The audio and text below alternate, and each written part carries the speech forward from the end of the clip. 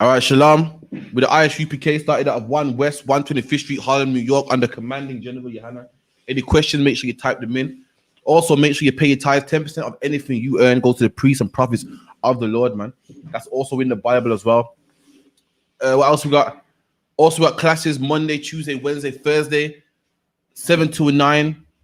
Monday, Wednesday, Thursday classes at 394 Lodge Road, B18 5PW. And they got classes also from London as well, which are live from Officer Shamgar himself. Every Friday, we got on the ends 9 to 12. Make sure you log into that. That'll be tomorrow. On the ends 9 to 12 with Captain Mashat Mayam. Myself will be there. Captain Parash will be there. Also, any questions, make sure you type in as well, man. So we're going to get into some scriptures, man. And you're getting some scriptures. You know what I mean? The king, a black man who's in charge of all black people, man. His name's called YAHWH, or as you know in the Hebrew, man. And history speaks about this, man. You go into the Josephus, you go into history books to talk about a black man that was a rebel, man, called Jesus Christ, that did miracles, man. History speaks about him, man. And this man came to save black people. Why? Because as black people, we disobey the laws of God, man. We disobey the laws of God, and guess what?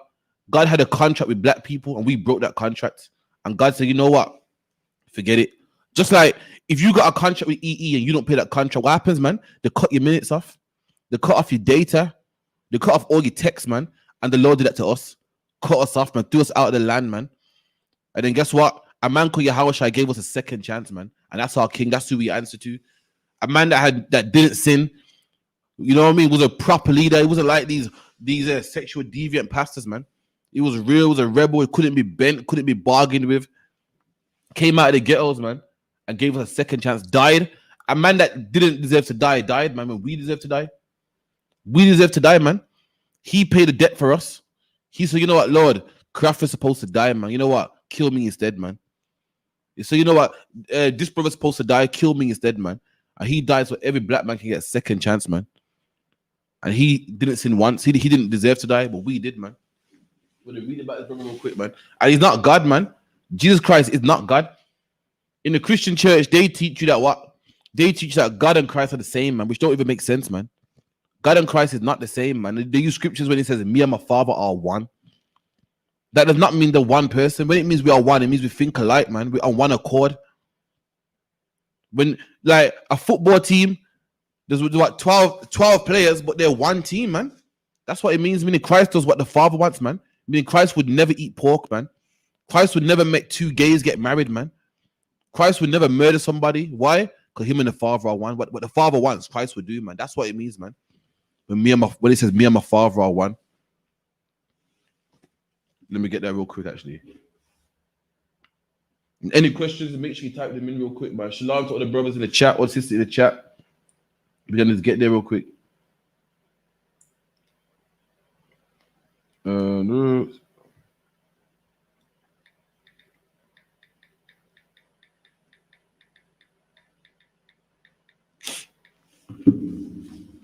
It's the book of John 10 and 30.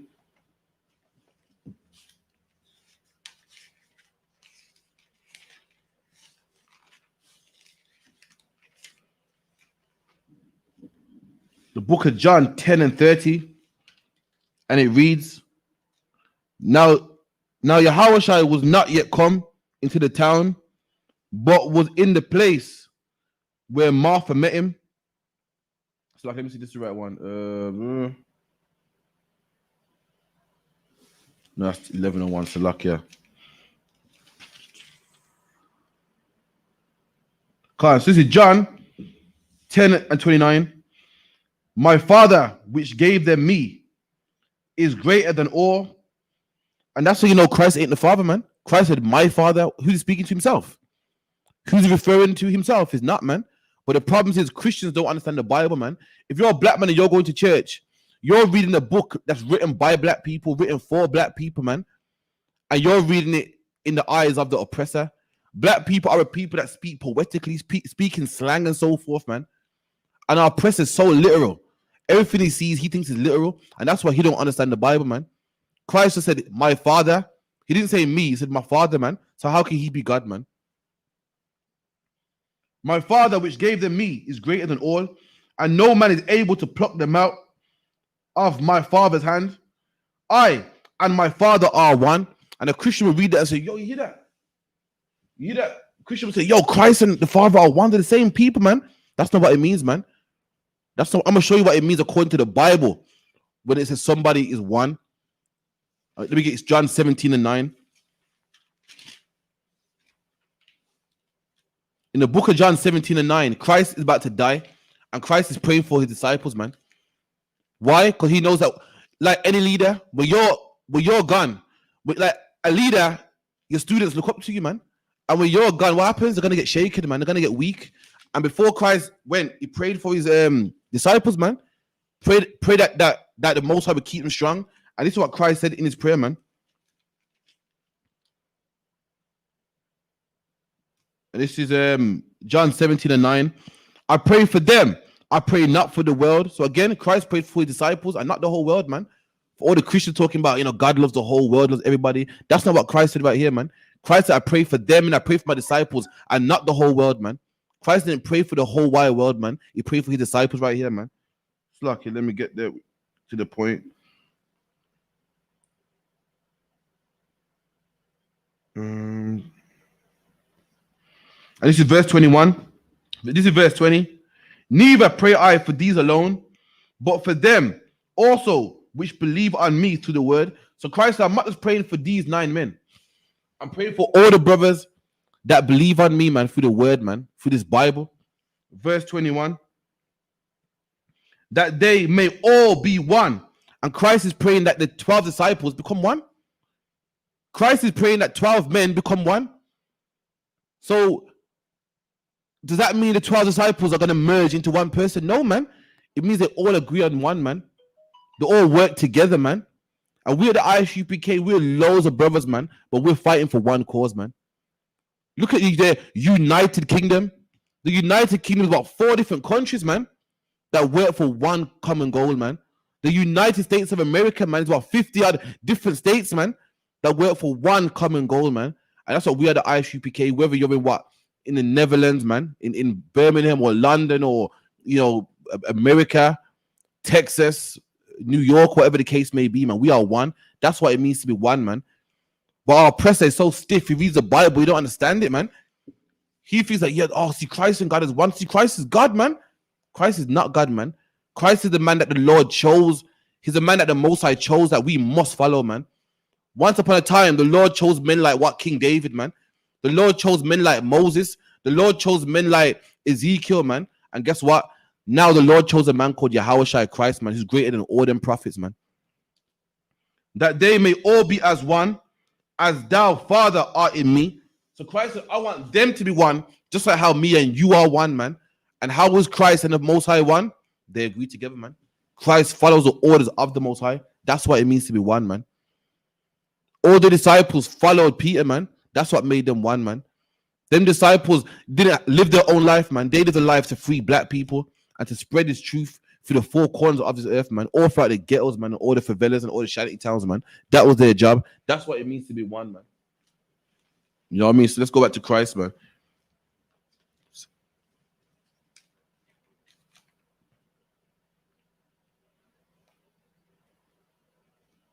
It's the book of Deuteronomy 18:18. So this is how Moses was a true prophet, man. A prophet is someone that can tell the future, man. And Moses prophesied of Yahawashi. Moses said that one day there's going to be a man that's going to come on the scene, man. He won't be a sinner, man. And he will rule over every black and Hispanic, man. He will be the ruler over every black man, not Boris Johnson, man. If you're a black man and you're voting for Boris Johnson, you're voting for Theresa May, you are a traitor, man. You got a king already, man. And what did God say? God said, I'm jealous, man. God said a king over us, man. You must follow that king. You can't follow no Boris Johnson, man. Apparently, Boris Johnson is going to take the COVID-19 vaccine live on TV, man. We see how that goes for him, man. This might be the end of Boris Johnson. He might get a faulty batch, man. Let's see how that works. But this is Deuteronomy 18:18. I will raise them up a prophet from among their brethren. And this is talking about Yahawashi. This is a prophet talking about Yahawashi, man. The Lord saying he's going to raise us up a final prophet, man, from among our brethren. What does that mean? This prophet is going to come from blacks, Hispanics, and native Indians, man. It's got to be one of us. So if you're a black man in the mosque talking about Muhammad, you're a fool, man. Because Muhammad ain't one of our brethren. He can't be that prophet, man. If you got white Jesus on the wall, then you're an idiot, man. Because he's not one of our brethren. The Lord said that I'm going to raise him up a prophet from among their brethren, man. A prophet that's a black man, just like them, man. So how dare some Arab come through my ends talking about, yeah, man, this Quran's a good book, man. But everyone in there's Arab, man. That excludes Muhammad there and then. Muhammad can't be a prophet, man. Why? Because he's an Arab, man. He's an Ishmaelite, man. The Bible said right here, the prophet will be an Israelite, man. From among their brethren, like unto thee. So just like you, Moses, man. I raise up a prophet just like you, man, from among their brethren, man. And I will put my words in his mouth. Meaning what? The words that Christ spoke wasn't his own words, man. Christ didn't say stuff because he woke up one morning and thought, oh, I want to say this. I like things done like this. I like things done like that. He done it. Why? Because God told him to do so, man. The Most High told him to do so, man. Christ went teaching the laws. Why? Because the Lord wants us to keep his laws, man. Christ beat the Pharisees out the temple. Why? Because the Lord don't like hypocrites, man. The Lord said, I'll put my words in his mouth, meaning everything he does. And guess what? Let me tell you something else. Everything we do in the ISUPK is from the mouth of the Lord, man. If you like it or not. Do you know why we teach that a man can have more than one wife, even though all the women hate it? Even though it causes arguments. It would be so much easier to say, you know what, have one wife, man. It'll be so much easier, man. But you know why we do? You know why we teach against that? Even though it starts a lot of arguments and fusses and it upsets the women. You know why? Because God said it's in the Bible, man. God said a man can do it, and we don't teach our words, man. We don't teach what we want to do. We say what God says, man. We tell it. We say it straight. We say it straight. We say a man don't have to have more than one wife, but a man can, and that pisses off everybody. The amount of people that left this truth, man, left the school because of this. But we don't care. You know why? Because the Lord put his words in our mouth, man. And we teach his laws, man. You know, easy it will be to teach people, it's all, it's okay to be a sexual diva. It's okay, man. God loves you, man. In here, we'll be full of drug dealers, man. We'll be full of child molesters, man. But we teach against them and we piss them off. You know why? Because we teach the Lord's word, man. The Lord put his words in our mouth and we teach them laws, man. And he shall speak unto them all that I have commanded him. And that was Christ, man. Reading the book of Matthew, Christ said, the words that I've taught you are from the Lord, man. I'm paraphrasing. You can read it in the book of Matthew, man. Whosoever will not hearken unto my words, which he shall speaketh in my name, I will require it of him. So someone break that down for me, man. What's the Lord saying here? The Lord saying, whosoever, meaning anybody who will not hearken to my words, which he shall speak in my name. What's the Lord saying here, man? What's the Lord saying here? The Lord saying, who will not listen to my words from his mouth? What's the Lord saying? The Lord saying something that a lot of people hate, man. The Lord saying he works through man. All them people say, oh, listen to man. I go to my house, I pray to God myself. I study myself. The Lord saying, hear my words through him. My words, but he speaks them. The what I want you to do, but a next man says them. That's what God says right here, man. Meaning what? You will be taught by a man. You will be. Moses was a man, and you had to learn from Moses, man. No one was that important to speak to Moses directly, man. And Christ is that man. Christ is that man, and we, the I.S.U.P.K, follow Christ's example, man. Written in Matthew, Mark, Luke, John, all the New Testament, and even the Old Testament, man. Whosoever will not hearken unto my words, which he shall speak in my name, I will require it of him. And the Lord said, any man that don't listen to Christ, it's going to be a problem, man. I'm going to require it of them, man. That's what Christ said. That's what the Lord said to Moses, man. You know what I mean? So we're going to go to the New Testament now and read about Yahawashi.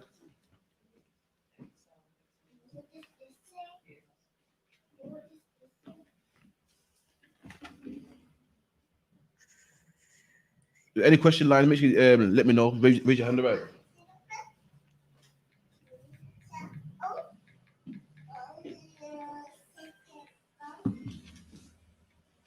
John 20 and 21.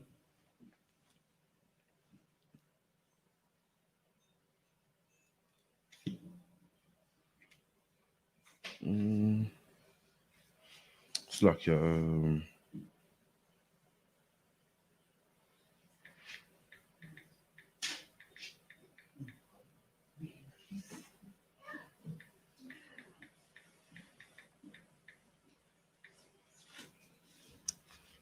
You don't see on the internet. Oh, you got it, yeah.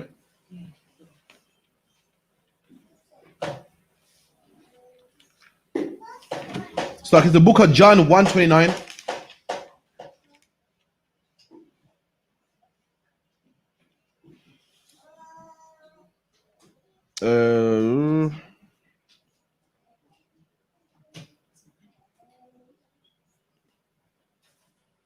So I start from verse 18.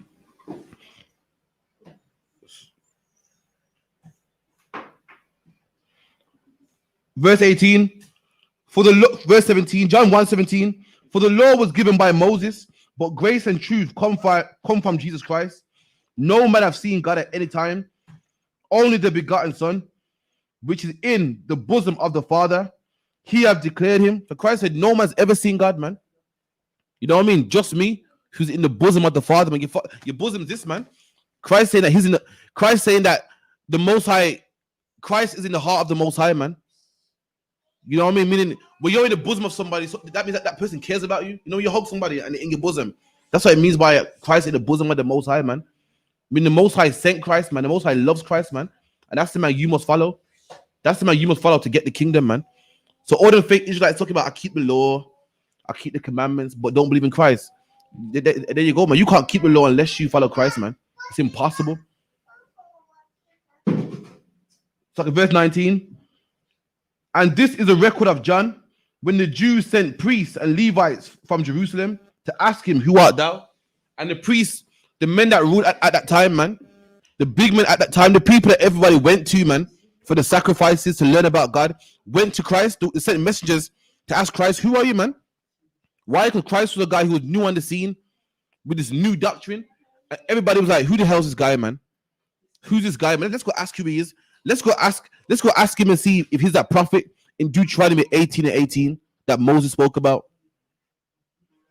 And he confessed and denied not, but confessed, I am not the Christ. So the scribes and Pharisees sent messengers to John, and John said, I'm not the Christ, man. I'm not that man that was spoken of in Deuteronomy 18:18. I'm not that man who the Lord sent, who will speak the Lord's words, man. I'm not him. And they asked him, what then? Art thou Elias? And they said, what then? You know, are you Elijah? Like, who are you, man? We see you doing big works out here, baptizing people, teaching people the laws and so forth. Are you Christ? Are you the man spoken of in the Bible? And they said, no. Then they said, okay, the Bible talks about Elijah coming back. Are you Elijah then? And he said, no, also, man. And he said, I am not. Art thou that prophet? And he answered, no. And they said, are you that prophet, man? What's that prophet? They said, are you that prophet, that same prophet written about in Deuteronomy, man? These men were skilled in the law, and they knew a prophet will come. The same one that Moses spoke about, man. Then said they unto him, who art thou? So then said to him, so who are you then, man? I see you with your big movement. I see you, baptizing people, teaching people the law. Who are you, man? Like, you're clearly a prophet in this Bible, man. I want to know which prophet are you? Who sayest thou of thyself? So saying, who are you, man? Like, want to hear from you. Who are you? And he said, I am the voice of one crying in the wilderness, make straight the way of the Lord. I said the prophet Isaiah. So he said, listen, I'm the what in the Bible. There was the Bible talks about a man in the wilderness, man, that will make straight the way of the Lord, man, meaning make straight the way of Christ. And that was John right there. John was a man that was in what? In the wilderness, man. You know what I mean? Away in the wilderness, away from all the distractions of the city, man. Away from all the billboards and the shopping, just in the wilderness alone, just to think about what him and the Most High, man. Think about getting his mind right, man. That's why he was in the wilderness. And they which were sent were of the Pharisees, and the men that came to him was from the Pharisees, man. And they asked him and said unto him, why baptize thou then, if thou be not Christ, nor Elias, neither that prophet? So they say, why are you baptizing people? Why are you getting people clean if you're not Christ? You're not Elijah, you're not that prophet, man. John answered them and saying, I baptize with water, but there standeth one among you whom you know not. So John said, listen, I baptize with water, man. This is what I do. I baptize people with water. I physically get people clean, man.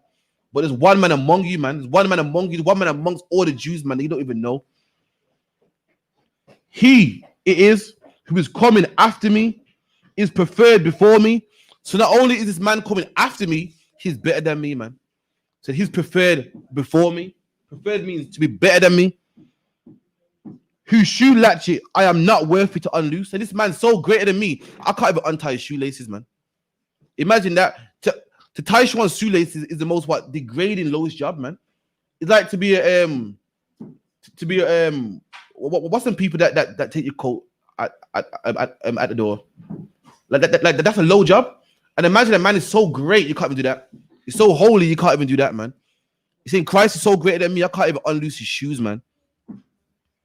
These things were done in Bethbara beyond Jordan, where John was baptizing.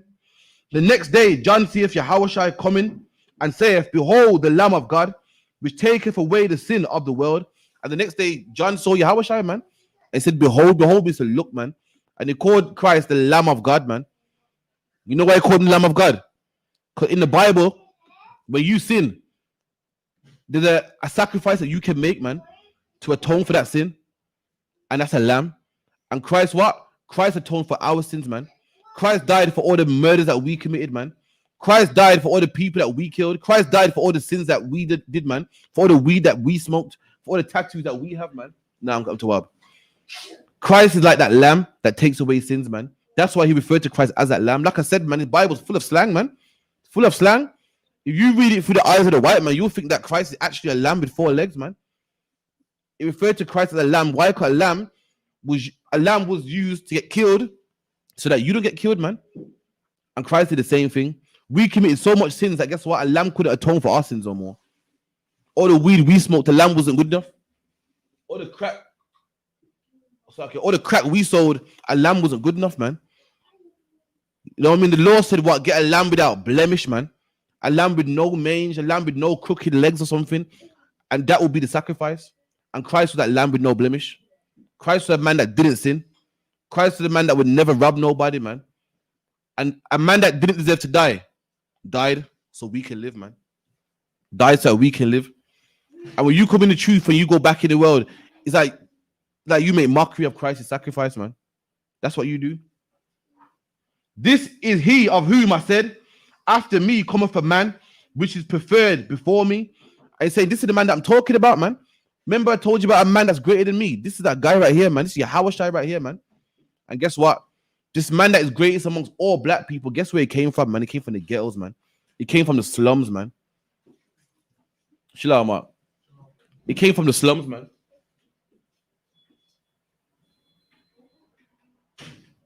So look, yeah, SHALAM, you good up? I beg you, grab my Bible, please, till Parash gets here.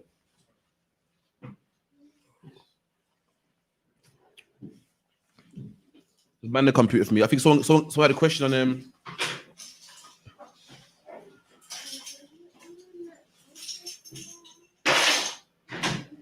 Get a question for me right there. The Holy Bible one. The last one. Oh yeah, it's this there. Make sure you click it upper right. It's on the floor. It's on the floor. Make sure you turn it on the right. What's the question? Sorry. It says the Holy Bible, Matthew 5:28. But I say unto you that whosoever looketh on a woman to lust after her have committed adultery with her already in his heart. Can you explain the scripture regards to multiple wives when a man looks to another woman, to another wife himself, when already married, he lusts after another woman? That is adultery. All right, get that for me, please. What was it? Matthew 5:28. Now the law said if a man looks on a woman and lusts for her, he commits adultery in his heart. So then that means nobody can have sex. Because when a man has sex with a woman, he looks on her and lusts after her, man. That means a man can't lust after his own woman then. Because the Bible says if a man looks after a woman and lusts after her, he commits adultery. That's what the Bible says. The Bible don't say if a man lusts after another woman. He said if a man looks at a woman and lusts after her, he's committed adultery. That means, guess what? Nobody can have sex, man. That means, guess what? No one can find a woman. No one can look at a woman and go, she's nice, she is. If you're reading it like that, but again, it don't mean what you mean. Read that for me, please. Matthew 5:28. But I say unto you that whosoever looketh on a woman to lust after her. See, if any man looks on a woman to lust after her, so therefore no one can have sex. It didn't say a married man. It didn't say a man can have one wife, but if he looks at another woman, then he's committing adultery, man. Listen, take Christianity. Christianity is a disease, man. That's right. You're reading stuff that ain't even there. Read it again. But I say unto you that whosoever looketh on a woman. So if a man likes a woman, she's single, and he lusts after her, that means a sin. So we can't go to no weddings, no honeymoons, no nothing. The Bible said you look on a woman, you lust after her. It's wrong. That's not what it means, man. Right. Well, you're reading it. You're saying if a man lusts after another woman, it's wrong. It don't say that, man. It's if any man lusts after a woman, he committed adultery in his heart, man. So obviously, what you're reading can't be meaning what it's saying, man. That's right. That's ridiculous, man. It's human. It's natural for a man to like a woman and get aroused by her, man. That's how sex starts. But give me 2 verses above. Verse 26. Verily I say unto thee that thou shalt by no means come unto thence till thou hast paid the uttermost farthing. Ye have heard that it was said by them of old time, thou shalt not commit adultery. So, all right, so what is the topic? Christ said, you've heard of old time. What's the old time? The Old Testament, man. Christ said you shall not commit adultery. You've heard in the Old Testament. You've heard Moses say it, man. You heard Ezekiel say it. You cannot commit adultery. Adultery is what? Having sex with another man's wife. And hold that for me. Let's get it. Because some people might think I'm lying. This is what adultery is in the Bible. This is not adultery according to the Oxford definition. According to what your pastor says. This is what adultery is. Let me get there. And this is adultery in the King James Bible. 1 second.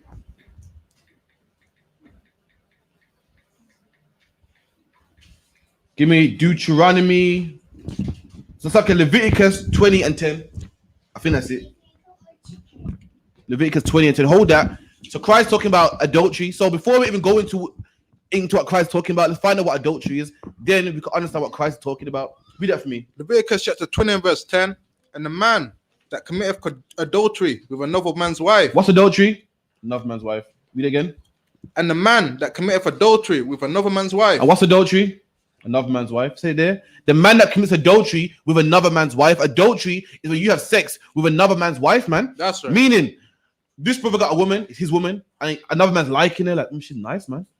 And when he's gone to work, trying to knock on the door, talking about, you need help. That's adultery, man. That's right. Adultery when you lie down with another man's wife, man. Adultery what all these rappers are doing, man.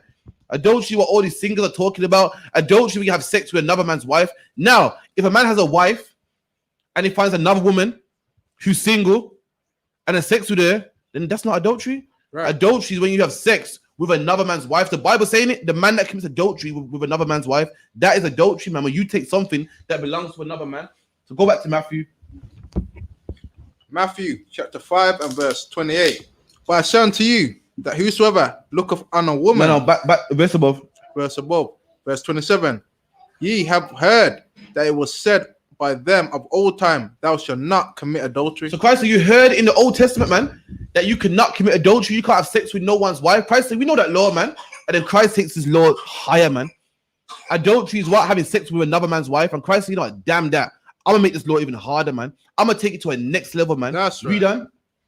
But I say unto you that whosoever looketh on a woman to lust after her. Christ said, listen, adultery is wrong, but I'll make it even harder. Don't even lust after another man's wife, man.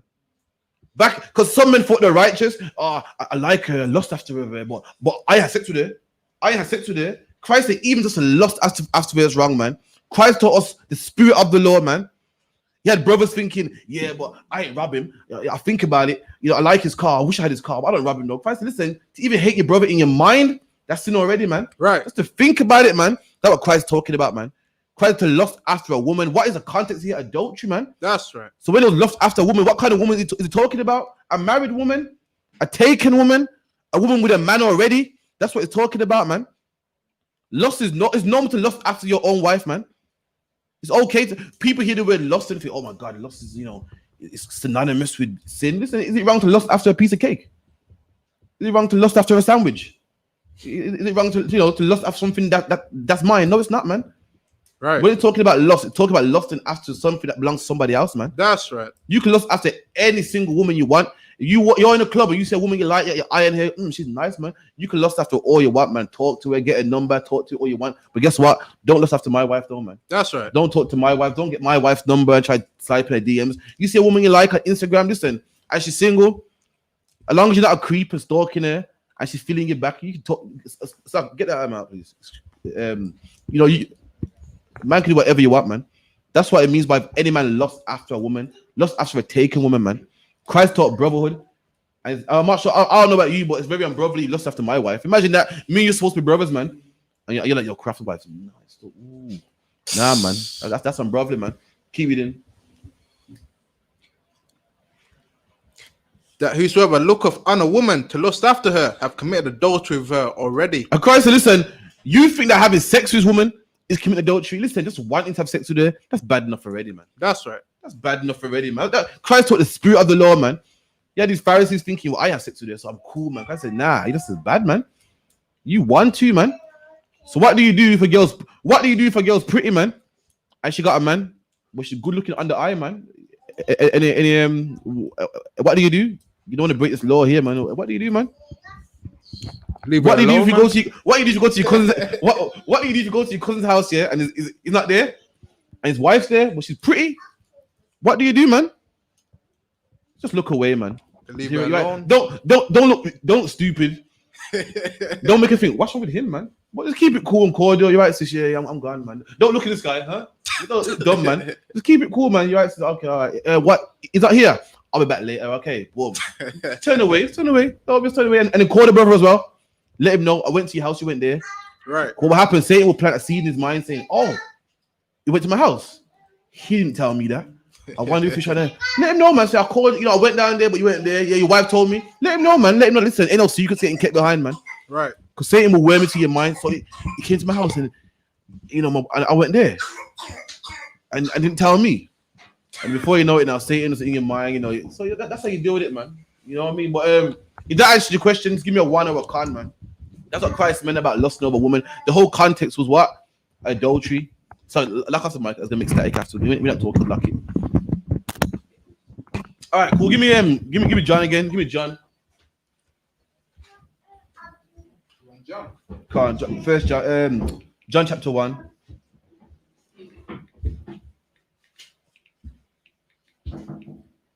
The door.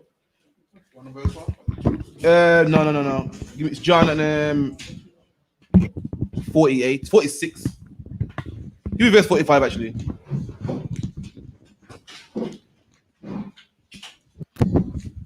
This is John chapter 1 and verse 45. Philip findeth Nathanael, and saith unto him, We have found him, of whom Moses in the law and the prophets did write. So Philip saw Nathanael and said, "Yo, we found him. We found the one that Moses wrote about, man." So I found the one that what Moses did write. I mean, the one that Moses wrote about, man. Where, man? In Deuteronomy 18:18, man. Everyone was looking out for this brother, man. This brother called YAHANNA, man. And guess what? When Christ came in the scene, no one did even accept him, man. All these people talking about, I can't wait for this prophet to come, man. We're going to serve him. And when he came on the scene, no one accepted him, man. Why? Because he was poor, man. Why? Because he was a black man just like us, man. Right. A regular black man from the ghetto, from the slums, man. His mother and father had sex and they weren't even married. So everyone frowned upon him like, what kind of life are they living, man? And no one even accepted him, man. To the point that, guess what? They killed Christ. Killed him. Why? Because Christ was unbent, man. Christ couldn't be bent, couldn't be bargained with. And all the leaders wanted to be under the Romans and rule with the Romans to the point that they killed Christ, man. The same men that talked about, we don't commit adultery, we don't kill people, murder's wrong. They told people murder was wrong. Meanwhile, they murdered Yahushua Christ, man. That's right. They told people, do not bear false witness on your brother. Meanwhile, they bore false witness on Christ and stood up in court and told lies on Yahushua, man, to get him killed, man. Right. Say that Christ blasphemed when he never blasphemed, man. We done. Jesus of Nazareth. Jesus of Nazareth. They said, we found the one that Moses spoke about, man. And the one that Moses spoke about was who? Read that again. Jesus of Nazareth. And that's the one that Moses spoke about, man. It's not Muhammad, man. It's not Joel Osteen, man. It's not no fake cult prophet, whatever, man. It's not no what's them dodgy Jim Jones and whatnot, man. It's Jesus Christ, a black man. That's the man Moses spoke about, man. Right. So if anyone got a question mark of who this prophet might be. Philip just told you, man. And this is what Nathaniel said. So Philip ran to Nathaniel, look, we found him, man. Yahushua of Nazareth. And this is such a black man's book. Why did he call him Yahushua of Nazareth? Does anyone know? You know why? Because he was in the ghetto, lived in the ghetto. Not even, man. Because the loads of Yahushas. Remember in the ends. I remember back in school, we had two fields. One was called Big Field, one was called Little Field, man. Right. You know what I mean? So that's a black people talk, man. You got Nathan from Aston. Man, like, I saw Nathan. Which one? Aston Nathan. Oh, yeah, cool. I saw so and so. That was a regular black man, and that's why no one respected him, man. Right. The word Yahushua comes from what? Joshua in the Bible, man. And in the end, in Jerusalem, there was loads of Joshuas, man. Right. The one in the Old Testament, the author of the Bible, his name is just a regular name, the regular black man, grew up in a poor house, just regular. And for that, no one respected him, man. Right. So this was the king, man. And they called him Yahushua from Nazareth. Why? To tell him apart, man. You know what I mean? Which Yahushua? One from Nazareth, man. Oh, I know you're on about, man. That's how black people talk, man. This is a black man's book, all through and through. Keep reading. The son of Joseph. Son of Joseph, man. That Yahushua. The loads of Yahushua, man. I'm talking about this one, the son of Joseph, man. Right. And Nathaniel said unto him, can there be any good thing come out of Nazareth? So Philip goes, we found Yahushua, man, the one from Nazareth. Philip's like, Nazareth? Can anything good come out of Nazareth? Meaning Nazareth is the ends, man. It's like you're saying, yo, we found the leader of black people, man. It's like Boris Johnson coming from Newtown. You're like, Newtown? Can anything good come from what? The king from Nazareth? Nothing good can't come from there, man. Right. The only thing that comes out of Nazareth is crack cocaine, man, and abandoned buildings, man, and and red tape and sirens and stop and search, man. The king come out of Nazareth. I've never seen anything good come out of Nazareth. I've never seen anything good come out of Nazareth, man. I've seen people come out of Nazareth and end up in jail. I've seen people come out of Nazareth and end up behind bars. I've seen people finish school in Nazareth and end up getting low wage jobs, man. And it's bad to ask a question like, well, I'm expecting to hear, from Buckingham Palace. So like, see the question. No, you answered it. I was going to say, so Nazareth was a poor. That's what he said. He said, can anything good come out of Nazareth? Like, is it possible that someone in Deuteronomy comes from there? Because last time I checked, that's the same Nazareth with the abandoned buildings. That's the same one, and every minute shots are ringing out. That same Nazareth, your parents say, don't go. Your parents say, don't let me catch you in Nazareth, Don't go that way there, So like, I want to take over, yeah? Yeah, no, sir. Yes, hands down. Biggest officer Prof, yeah. And what he said, it was right, man. You know what I mean? In the church say, in the name of Yahushua, you shall be saved. Well, what did they say in the Yiddish? Yehoshua, call his name Yehoshua. Look, man, you know what I mean? That name was like any other name. Right. Which I mean, what the officer brought out, it was heavy. Meaning that with the name that he had, it was a normal name. His name wasn't idolized. His name didn't stand out from anyone else. He had the name which guess what? He did not have alone, man. So you know what I mean? In the church, the name of Jesus, you shall say, like as if the name means something. Listen, that's a name that many Israelites had. That's right. It was a name that many Israelites had. You know what I mean? There isn't nothing special about the name. It's what he done, man. That's right. It's the life that he lived. It's what he came to do for us. That's what matters. You know what I mean? In the church and say in the name of Jesus. Listen, it's a name. You know what I mean? The actions, what he did, that means more, man. If you ever understand that. So yeah, man, you know what I mean? That was an excellent breakdown right there.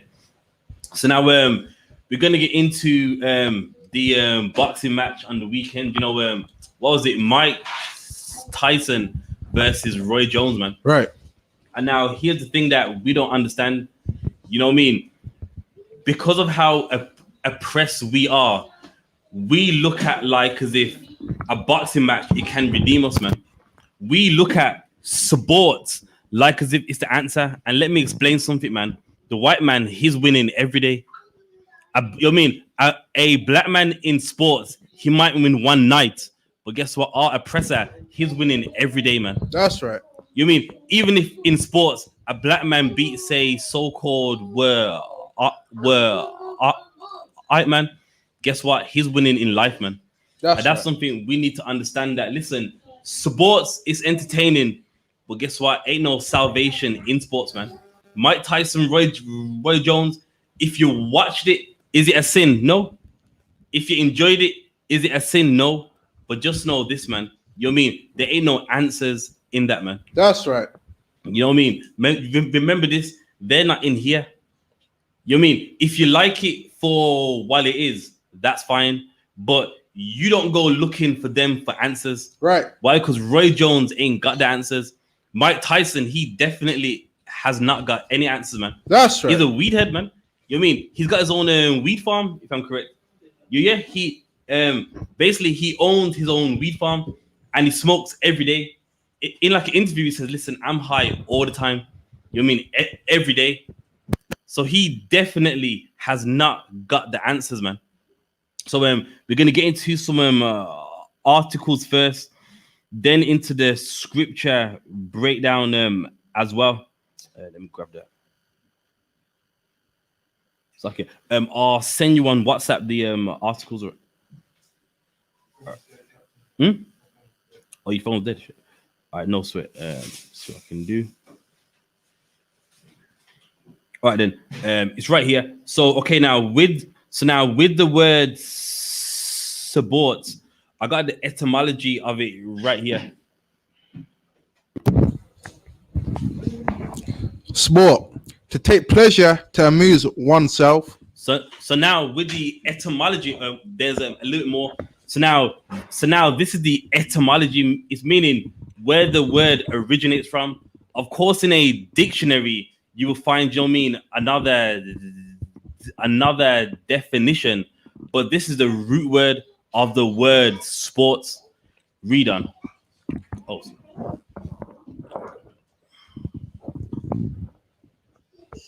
Yeah.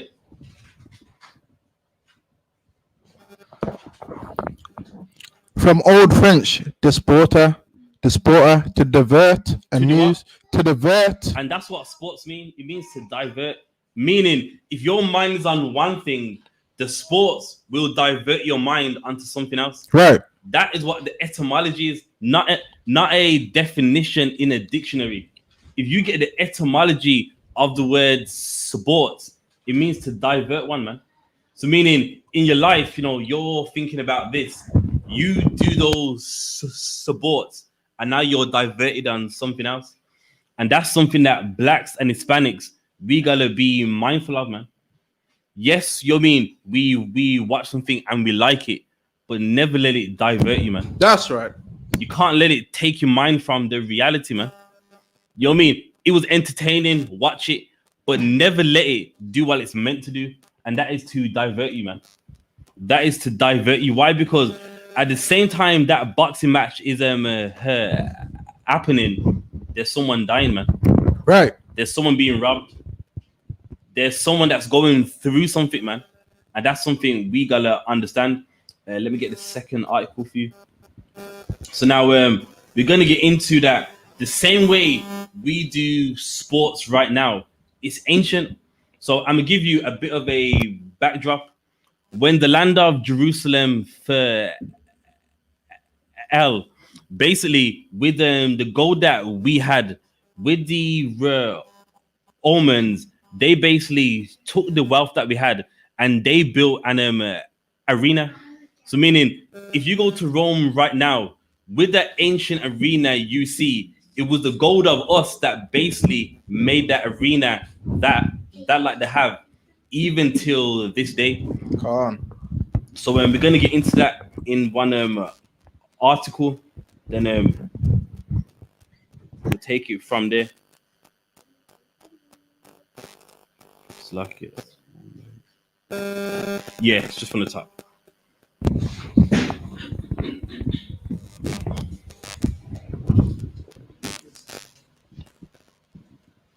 It says the Jews and the Colosseum, an ancient minority in ancient Rome by Melissa Gertz. So now this is the author right here.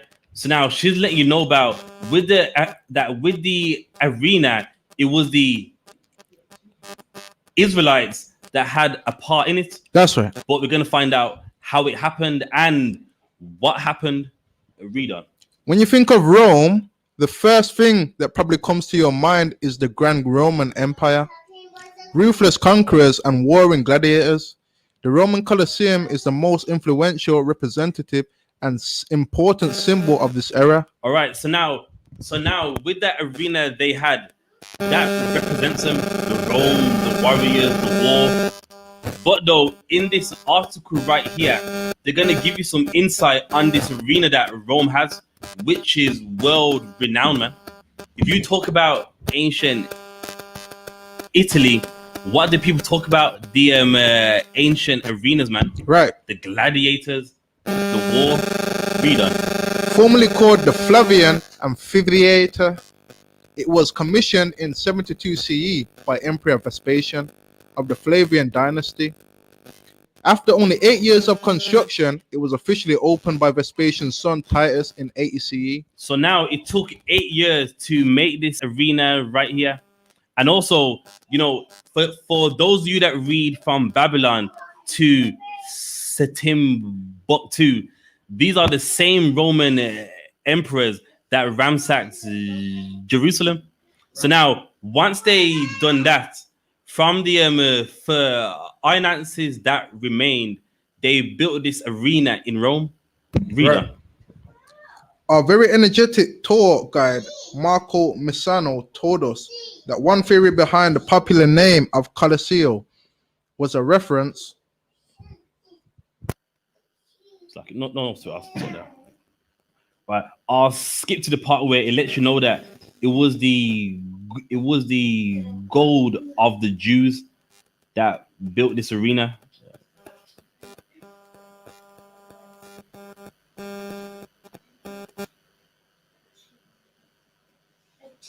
Yeah, I got it here. It's just the top paragraph right there. The Colosseum. The Colosseum was a freestanding structure made of stone and concrete with grandiose marble seating and decorations. Uh-huh. It was built with the plunder of the conquest of Jerusalem. It was what? It was built with the plunder of the conquest of Jerusalem. So now that arena, it was made from the plunder of us, man. Meaning now, once the war was done, all the gold, all the diamonds that they could find, all of that financed that ancient arena, man. Read on.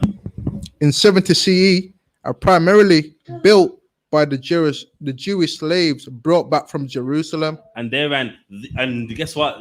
With like those that they wasn't dead in Jerusalem, they also made it too, man, with their hands.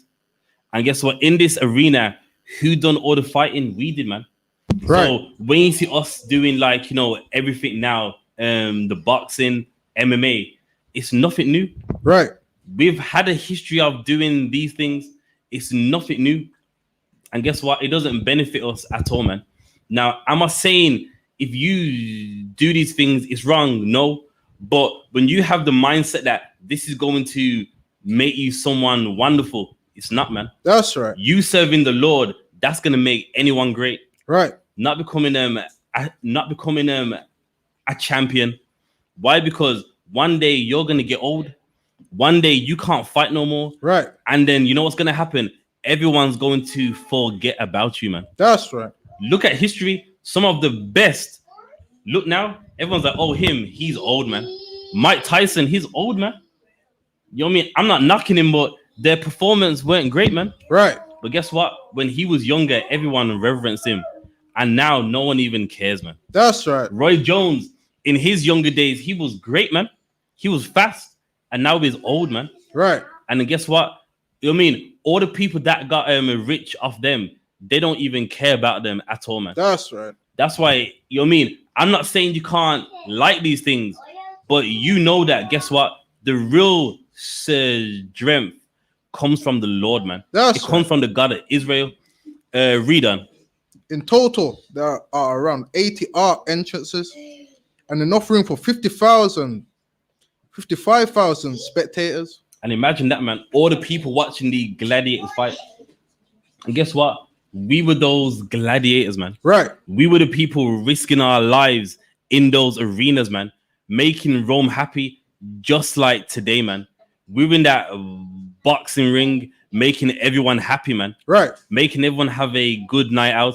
We were out there in the octagon, you know what I mean, having a fight of our life, making everyone happy.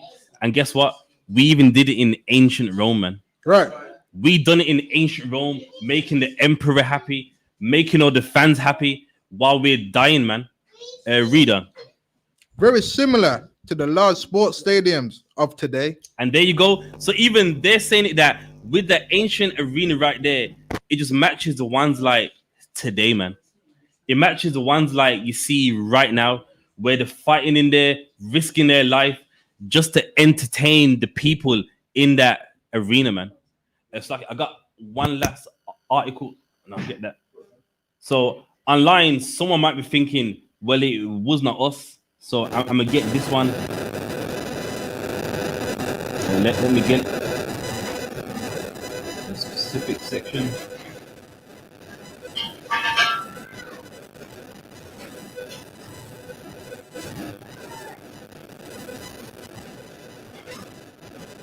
Give me 1 second.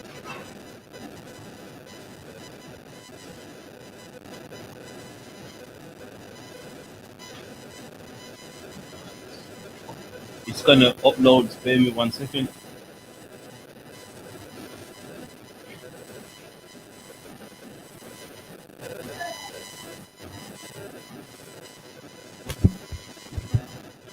Nah, it's not uploading for some reason. It's the Jewish Independent .say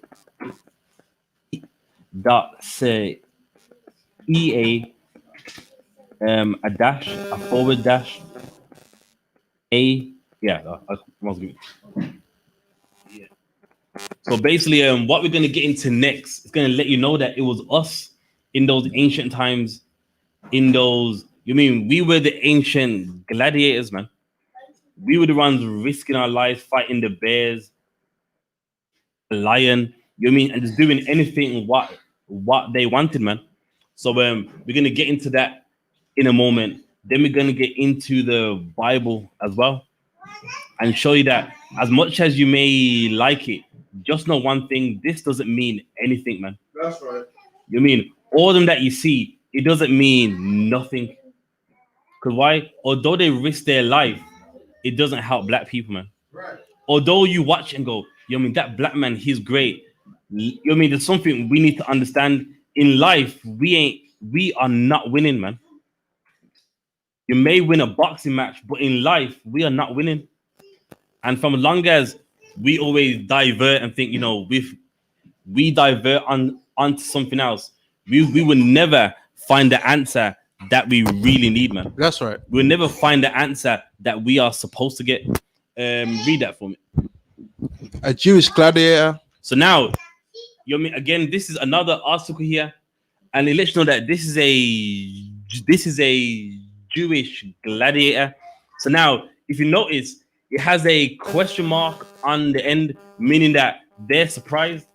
Why? Because this doesn't get brought up like a lot of ancient history. Right. Read on.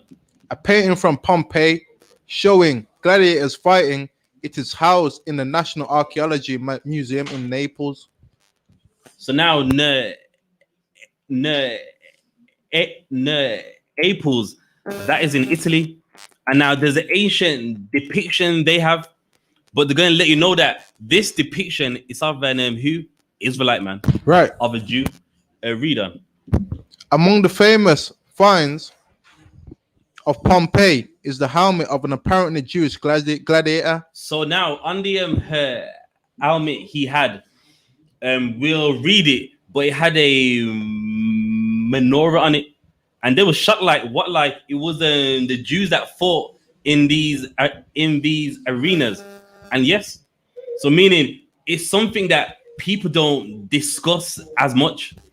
A lot of times in the mind of, you know, a man, he thinks of that, you know what I mean, it was another Italian man, or it was someone of another race. But what a lot of people don't know is that we fought in those same arenas as well, man. And when they do their research, they also found that out as well. That's right. A reader. As many readers might know, Pompey was the unfortunate recipient of Mount Vesuvius, 79 CE wrath. Many gladiators' helmets have been dug up in Pompey's excavations. Yes. So now, when they excavated him, they noticed that he had a lot of helmets around him. But though, you mean these ain't just anybody's. These are, ancient gladiators who have died. So meaning to show some respect, they'll basically have their helmets redone. In the paper, a Jewish gladiator in Pompeii, historian Dr. Samuel Racker notes that one of these stored helmets stand out for its unique decoration. While there are images of other recovered helmets and weapons, they usually come from pagan iconography. So now with the one that they found, it stands out from the rest. Why? Because they have Greek gods on it, Hades, Zeus. But it's saying with this one here, it stands out from the rest, and we're gonna find out why. Reader. On this one's helmet forehead relief, however, there is 7-branch palmetto tree with a cluster of dates on each side. And what's that? It's the menorah, man. Right. On the gladiators' helmets, there was a menorah on it. That's right. And even they was shot like raw, with this one, it stands out from the rest, which also shows that we was in those arenas too, man. That's right. We was there fighting the lions, the bears. A 3-on-1 match. We did it as well, man. And for his helmet to also be there as well, meaning with this man, he's a warrior, man, a legend, right? A legend among them. That's why his is there among these excavations as well. Reader. During the time of the gladiators, the palmetto symbol was apparently employed in only one other place, as an engraving on the Judean coins. These coins, Raka says, were associated with the Jews. And there you go. So now this lets you know that this gladiator right here, he was a Jew. Because even the helmet he has, it stands out from the rest of them. On the rest of them, they got Greek gods, Poseidon, Zeus, or it was basically anything that showed that, they believed in those Greek gods. But on this one, there's a menorah. Let me skip to the specific part. So, what's the one? Gladiator. Let me skip to the part I want.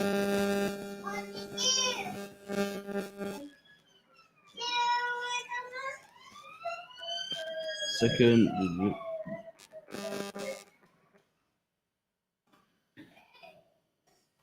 Right, a section, it says estimates are at.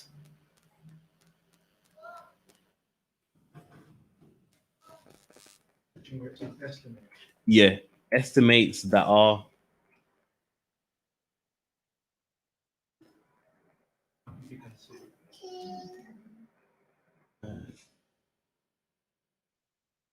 Yeah, it's right there. Estimates that are. Okay, right there. Yeah. Estimates are that in 70 CE, Titus took 20,000 Jewish slaves from Rome to Rome. So now, once they ransacked our homeland, then with those that remained, they brought us back to Rome. As you read from the last article, that we made that arena. So now, with the riches we had, that was the finance, and then with those that was alive, their hands made it as well. Reader. So it is not surprising that Jews arrived in Pompeii as slaves. In fact, from the many documents salvaged from Herculaneum, another town severely affected by the same Vesuvius eruption, we know the Roman society was organized along the lines of freeborn and slave. There. So now the point he's making is that if anyone's shocked about, like one of us fighting in those arenas, it's not a shock because there was so much of us in Rome. So now that's the point of that article right there, man. So now, what does all this mean for us? We're gonna get into the Bible and find out. Give me Philippians 3:8.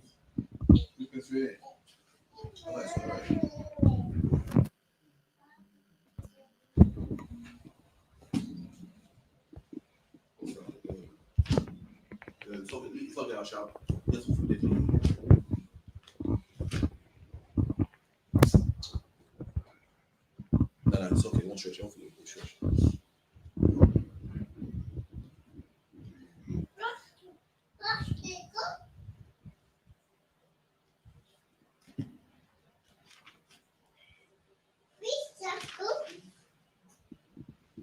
Sorry, that right? Philippians 3:8. I believe so. Yeah, that's it. Yeah. Philippians 3:8. Yea, doubtless, and I count all things but loss. See it there. He counts all things but a loss, man, and that's the problem. A lot of these athletes that we see, they think they've gained something, man. I got the belt. I got the IBF boxing belt. Listen, if you don't serve the Lord, all of it is a loss, man. That's right. All of it is of no gain. Now, listen, I'm not saying no one can't watch it. I'm not saying that. But guess what? You don't make it think that that's going to help you, man.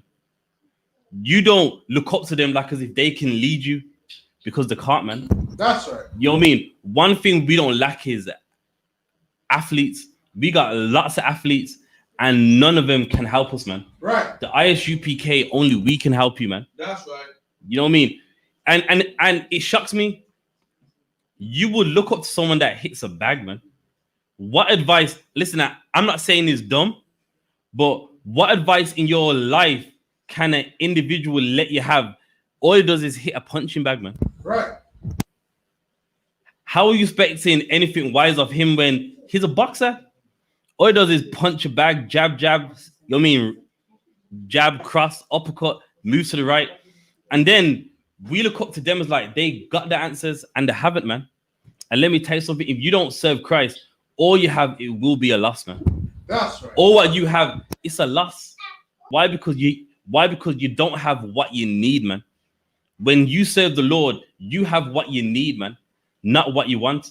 And if you don't serve the Most High, then guess what? All of it will be a loss. And if you think I'm making it up, look, man, Mike Tyson is washed up, man. He had everything, and now he's got nothing, man. That's right. Now he's got just a weed farm where it gets high every day, man. Roy Jones, in his younger days, he had it all, man. Right. When upper weight class beat heavyweights, and now he's got nothing, man. That's right. You know that you're washed up when you have an exhibition fight, man. You're not even having the real fight. You're having an exhibition fight. Do you know what that means? Meaning it's a fight for nothing. It's a fight just to make someone look, but it's not the main fight, man. That's what an exhibition fight is, man. And that's how you know all of it is a loss. Why? Because we are looking at men that had everything and now they got nothing, man. Right. Now they got nothing, having an exhibition fight. A fight where it said that they can't even knock each other out, man. What kind of boxing match is that, man? A boxing match where you can't even knock each other out. And that's why the fight was so lame as it was, man. And these are men that had everything. Mike Tyson had millions, man. That's right. And now he's got nothing.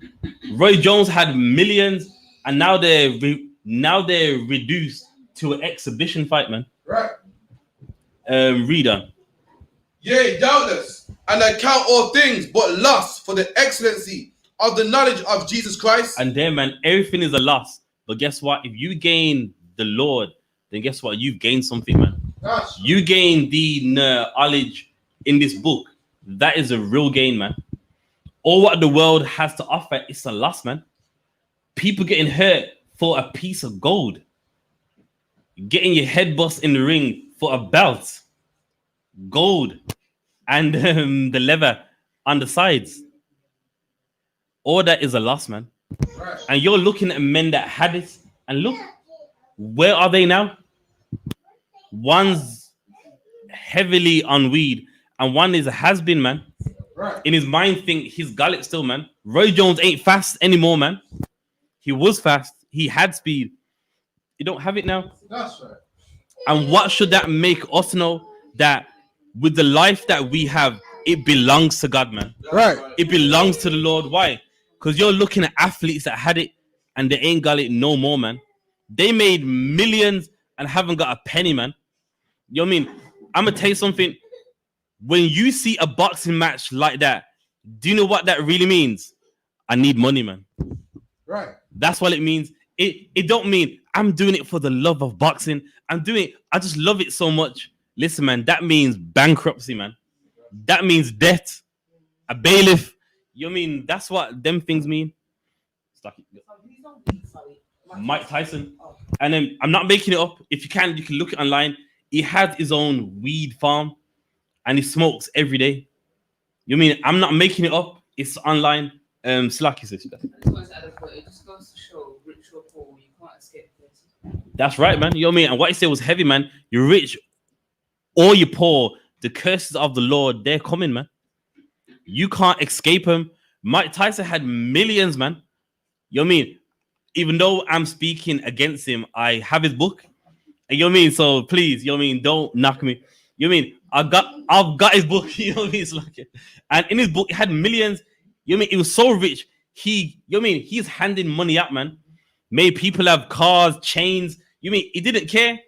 And now he's got nothing, man. Right.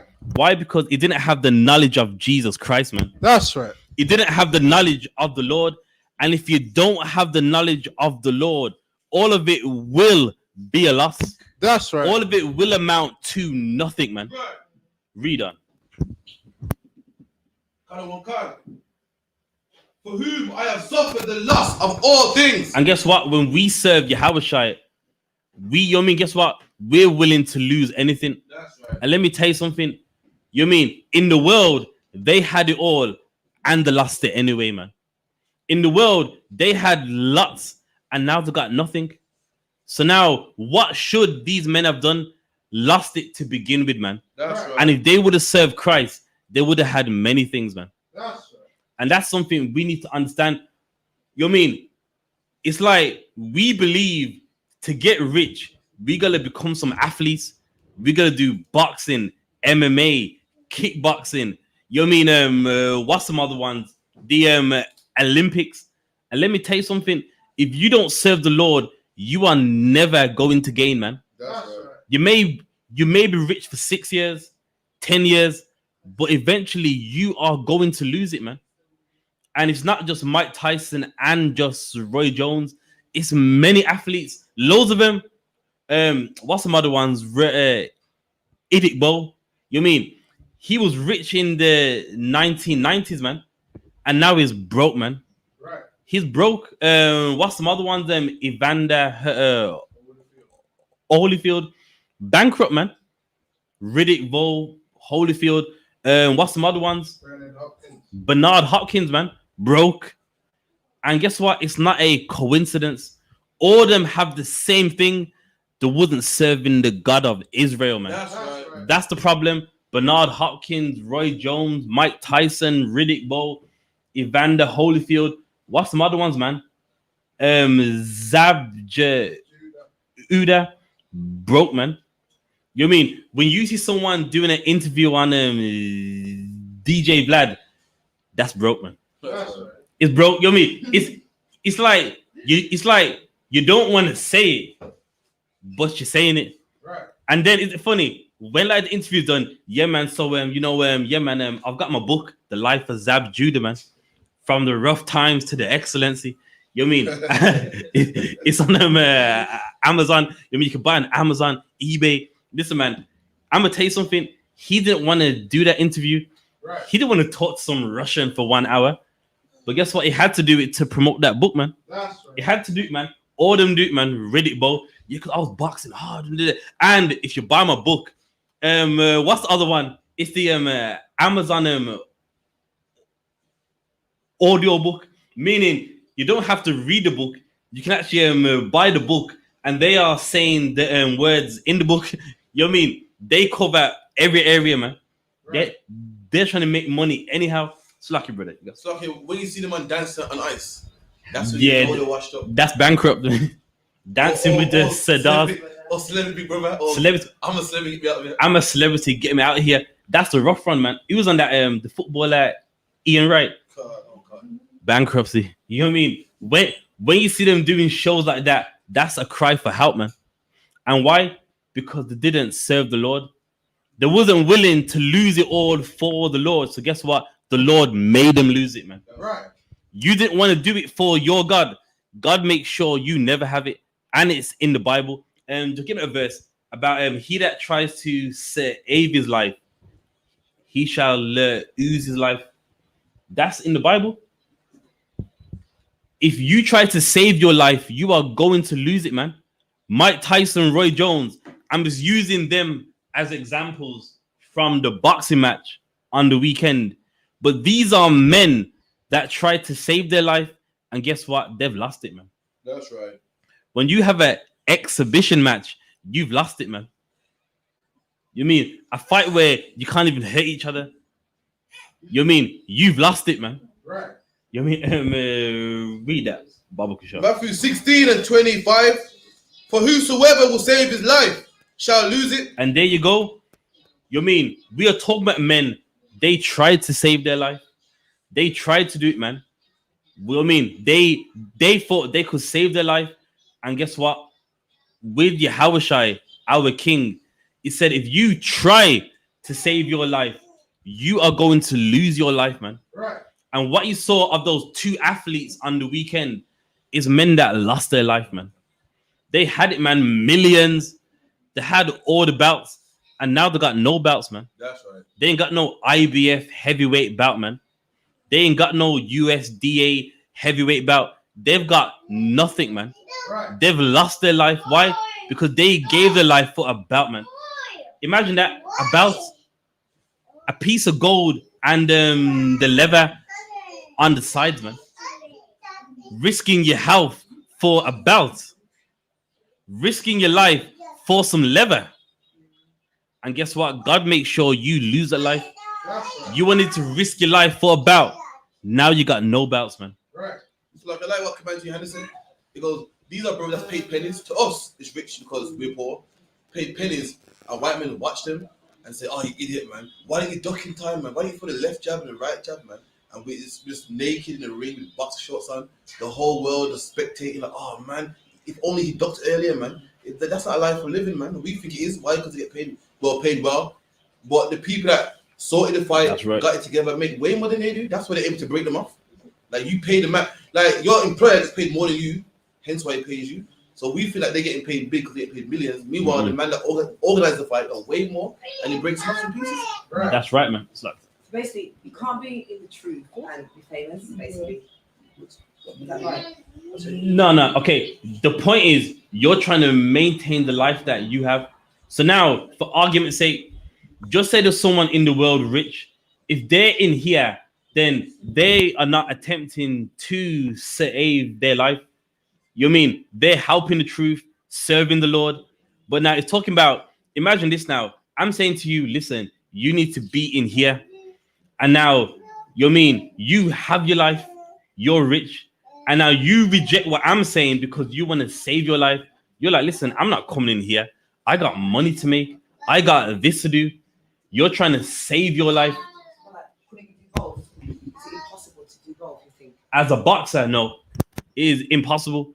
The reason being is, you know what I mean? One, you mean we got laws against your nakedness. You can't be naked. You're in the arena in spandex, man. You mean in some of those fights, men are wearing damn their leggings. You got your chest out, man. Oiled, you know what I mean? Some of them coming shining, meaning you made a man oil you up, man. Your coach putting Vaseline on your face. It's like, Yeah, there's also laws and scriptures against being a brawler and a striker. So you maintain a profession in that sport is against the laws altogether. There you go. You mean let's get that hand, man. That is we can get to that next man. Okay, that's some. It's okay to train though, and just train, do your boxing at a personal level, but as far as the profession goes, That's right. So now, if you like it, you can go to any boxing gym you like, man. You work out hard, that's fine. But if you want to be at the elite level, then no, because you are gonna have to, fight with no shirt, no shirt on, man. You are going to have to do it, man. You can't fight on the top and wear some vest. Right. They're not gonna allow you, man. You got your nakedness out, man. Mike Tyson with his chest out, like it's not right, man. We look at it as the norm. Why? Because we've seen it from young, but it's not normal. You are naked, man. Right. You are naked wearing some shorts in a ring, everyone watching you, man. That is not normal. And that's why you can't do it, man. You cannot do it. Why? Because there's biblical laws against it, man. It's like anyone has anything? There's a question on here. It says Shalom other one. Can you give me a few good breakdowns to prove sex is marriages? All right, Exodus 21 and 16. I believe that's one. There's one in Genesis 24 and 64.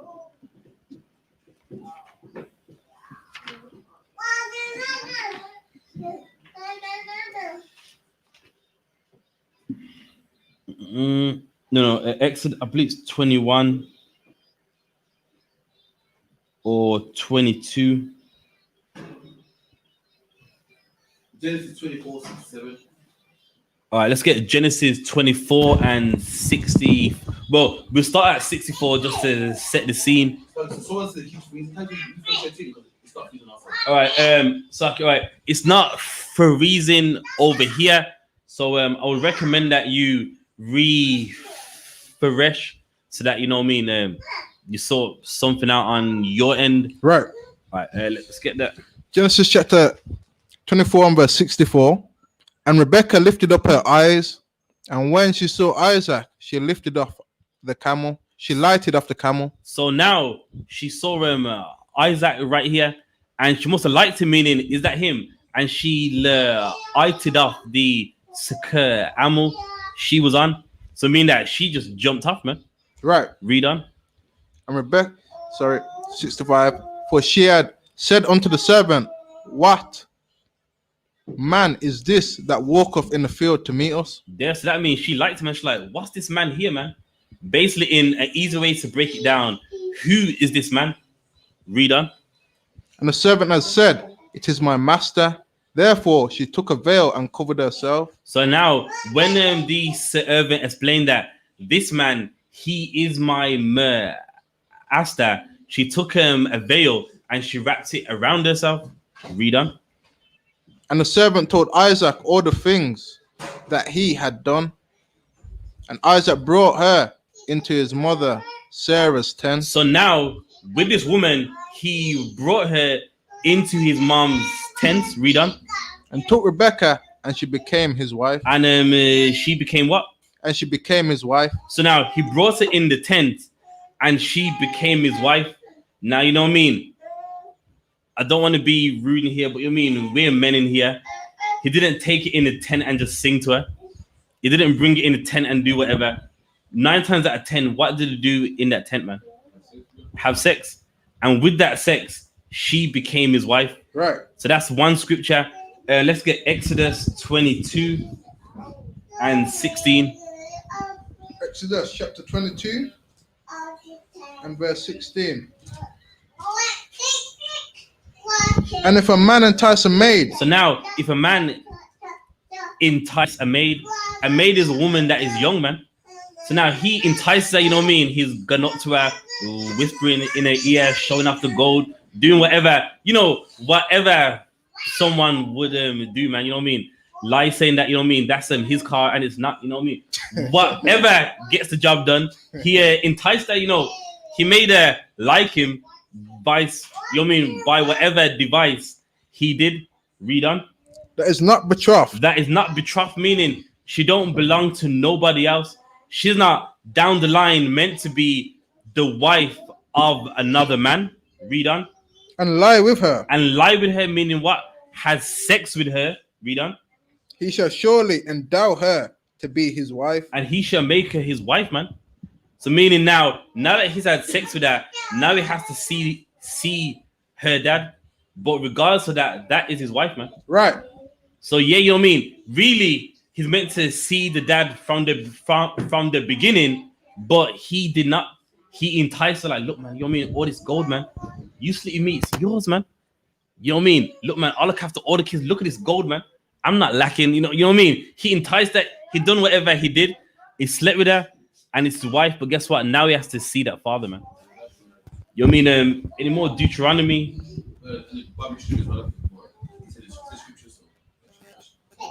Okay, no, so they're the two off the top. There is some more, but also, yeah, if you go in the Bible dictionary, it also defines that it's in this section of marriage. It lets you know that it's sexual intercourse. So I would how shy when he said to the woman, "You got 5 husbands." There you go. She's having sex with loads of men. They go so in the book of John, it lets you know that the woman that he was speaking to, it said that she had 5 husbands, which lets you know that what she had sex with 5 men. And then it goes, even the man you have now, he's not your husband, meaning what? She's gonna have sex with somebody else, man. Right. So you know you can also use that in the book of John 4. You know, you can also get into that one as well. So where was we? Yeah, in Philippians 3 and 8. I believe there was some more in Philippians 3 and 9 as well.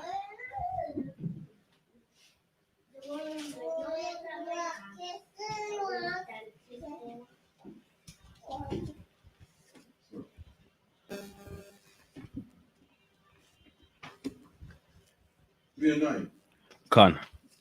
And be found in him, not having mine own righteousness, which is of the law, but that which is through the faith of YAHANNA, the righteousness which is of God by faith. And there, man, in YAHANNA, we find real righteousness, not the righteousness of the world, man. In the world, them things seem like it's an achievement when it's not, man. Right. When it is all done, you ain't got nothing, man. That's right. With the oppressor, he's got all your riches, and guess what? You're bankrupt, man. You're on some reality show. You know what I mean? You're just trying to make ends meet, man. You've lost the belts. No one, you know what I mean? No one doesn't even care about you anymore, man. You know what I mean? It's like it's now you are the has-been. You was excellent back then. You was great back then. But guess what? Now it's someone else, man. Mike Tyson was good back then, man. Right. You know what I mean? He can't last now. You got something? Yeah, man. Just on the back of that, I wanted to read you a few scriptures out of Ecclesiastes chapter 2. Got it.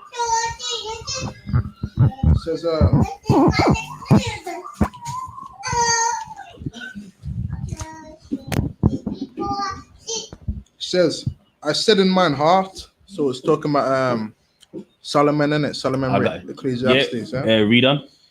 Go to now, I will prove thee with mirth. Therefore enjoy pleasure. And behold, this is also vanity. There's some, man. So meaning not in everything, but in some of the pleasures of life, it's vanity, man. Meaning it has no effect, man. Right. It's vain.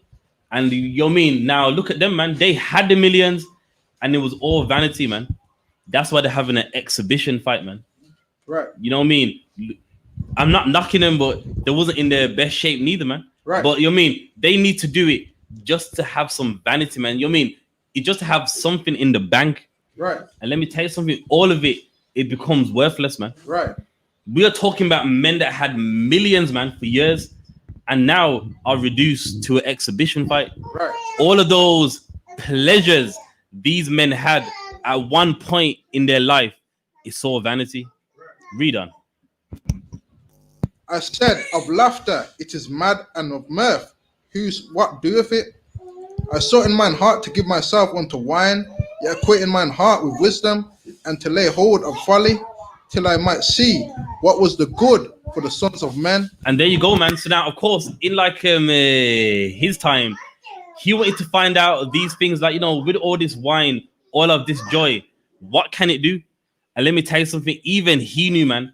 The writer of Ecclesiasticus, he knew that all of it was vanity, man. Right. All of it lasts for a time, and then guess what? One day you are going to need the wisdom of the Lord, man. That's right. You're gonna need the laws, statutes, and commandments, because all of it doesn't amount to nothing, man. And if you think I'm making it up, look at that exhibition fight, man. Mike Tyson bankrupt, man. Roy Jones bankrupt. Why? Because all of that pleasure, eventually it's gonna run out, man. Those men that had it all, they got nothing, man. That's right. All those men that at 1.4, it would never run out. It ran out, man. That's right. It ran out.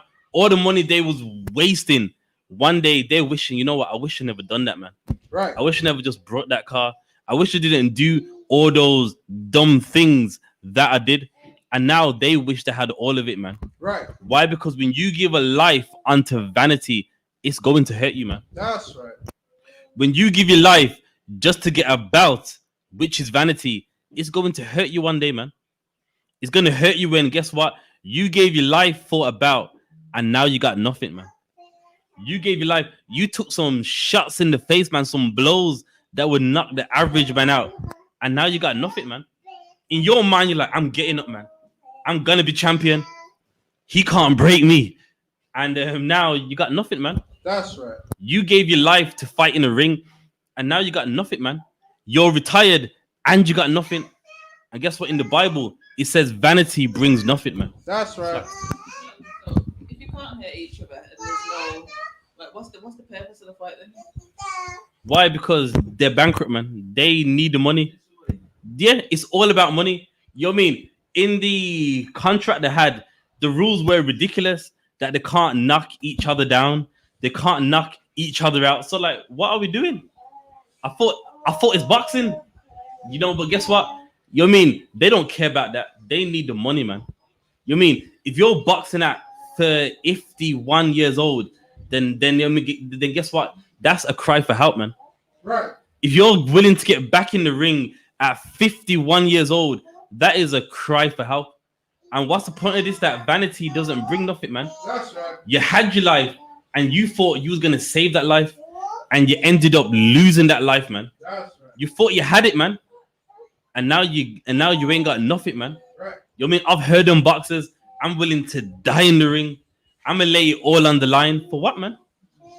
You laid it all on the line, and you broke. Right. You laid it all on the line, and you're bankrupt, man. That's right.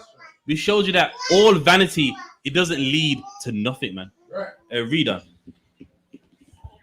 Which they should do under heaven all the days of their life. I made me great works. I builded me houses. I planted me vineyards. I made me gardens and orchards, and I planted trees in them of all kinds of fruits, and made me pools of water to water wherewith the wood that bringeth forth trees. So now in his life, he done many things, man. Had the gardens, the waters. You know what I mean? He had many things. Read on. And I skip to verse 11. Then I looked on all the works that hands had wrought, and on the labor that I had labored to do, and behold, all this was vanity. And there you go, man. All of it was vanity, man. King Sir Solomon, he had many things, and even in his lifetime, he's like, this is all vanity. Right. I've given my life to, you know, have the best. And really, what gain does it have? Nothing, man. That's right. Likewise with all these boxers and athletes, man, they give their life for a sport. Right. It's a sport. Think about this. You know what I mean? When like they was young, someone was doing it before them. So what makes you so great? Right. You know what I mean? You're giving your life, man. Your eyes swollen, man. You know what I mean? The eyes shut, man. Do you know what that means? It means that with the swelling, it's trying to protect your eye. Right. Do you know what I mean? You see athletes and the eyes all out here? The reason why it's swelling because the body is trying to protect your eyeball, man. And then you're still fighting For what, man? Vanity, man. Putting your health on the line, man. It's like you got some. Yeah, man. There was an undercard on that fight. Oh, Grace and what the one? Nate Robinson Nah, it's not that one. That's Joe Joyce and Daniel Dubois. yeah. And then got punched up so bad that he quit the fight. You know what I'm saying? Yeah. I was out there like, yo. And you know something? People may say it sounds weak, but I respect that. He said he's not gonna risk his eye for a fight, man. Right. Now he's got sense. And you wanna know why I like that right there? Because when he done that, other people like he should have fought, man. You know what I mean? All he had was 1 round left. Nah, man.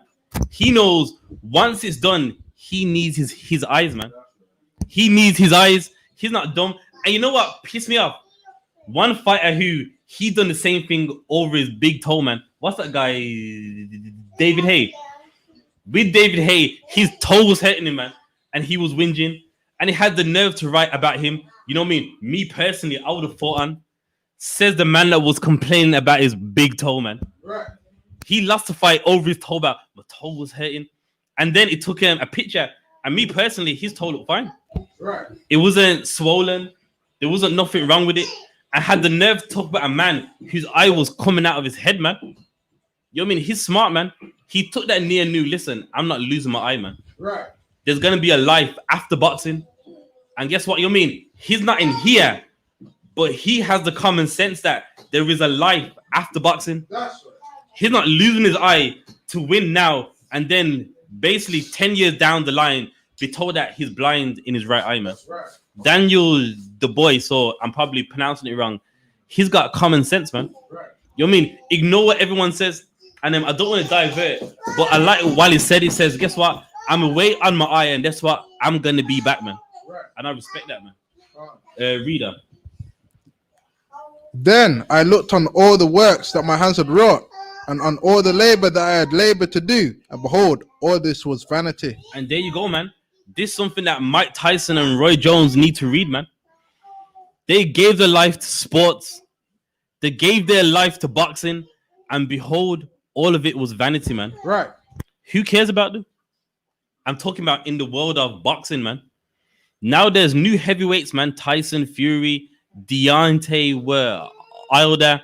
You know what I mean? Anthony Joshua. Guess what? All of it's vanity. You know what I mean? They give their life thinking, when I do this, everyone's going to remember me. And that's a lie, man. You give it 10 years, everyone's going to forget about you, man. Everyone's going to forget about your big fights. Everyone's going to forget about all the injuries you had. Why? Because someone else is going to be doing what you're doing, man. That's right. It's sports. There's someone else who's going to be doing what you're doing. You knocked out many people. There's going to be someone else 5 years later knocking the same amount out, man. And that's something they don't understand. All of it is vanity. Right. Reader. And vexation of spirit. And vexation, meaning it leaves you vexed, man. One day you're in your chair shaking, man, from all of the head injuries you got, man, from all the blows that you received in the chair, just shaking. That's right. You know what I mean? Who is it? Muhammad Ali, man. It was painful to watch, man. You can't even sit down and not shake, man. Right. From all the blows he suffered to the head, man. Right. What's the name of it? It's the Parkinson's. The Parkinson's, man. You know what I mean? Anytime he came to it and he sit down, just shaking away, just shaking and shaking. And that happened from all the blows he received over his career, man. That's right. All that is vexation. Imagine that, man. You gave your life for a bout, and now that same bout is the reason why you're dying, man. That's right. Shaking your life away till you can't no more, man. You know what I mean? Many boxers, they can't even talk, man. They slur their words, man. Right. On the interview, that was a very good fight, yeah, and I'm gonna go back in the gym. And that happens from brain damage, man. From all those blows to get to the brain, man. I'll let you know what happens when you get punched in the head. Your brain resets, man. You know what I mean? You can look on like an X-ray. You get hit in the head and your brain jerks. So in the score that you have, the brain moves, man. And imagine your career, man. 5 days a week, you're getting punched in the face, man. You're in the gym. When you Sabah, you're getting punched in the face. In the main fight, you're getting punched in the face. When you have your training camp, you're getting punched in the face some more, man. And your brain's just going back and forth, reset, reset, reset, reset. You know what I mean? That will hurt you, man. That's right. That will take a toll on your mental health. And that's what happens to many of these boxers. Read on.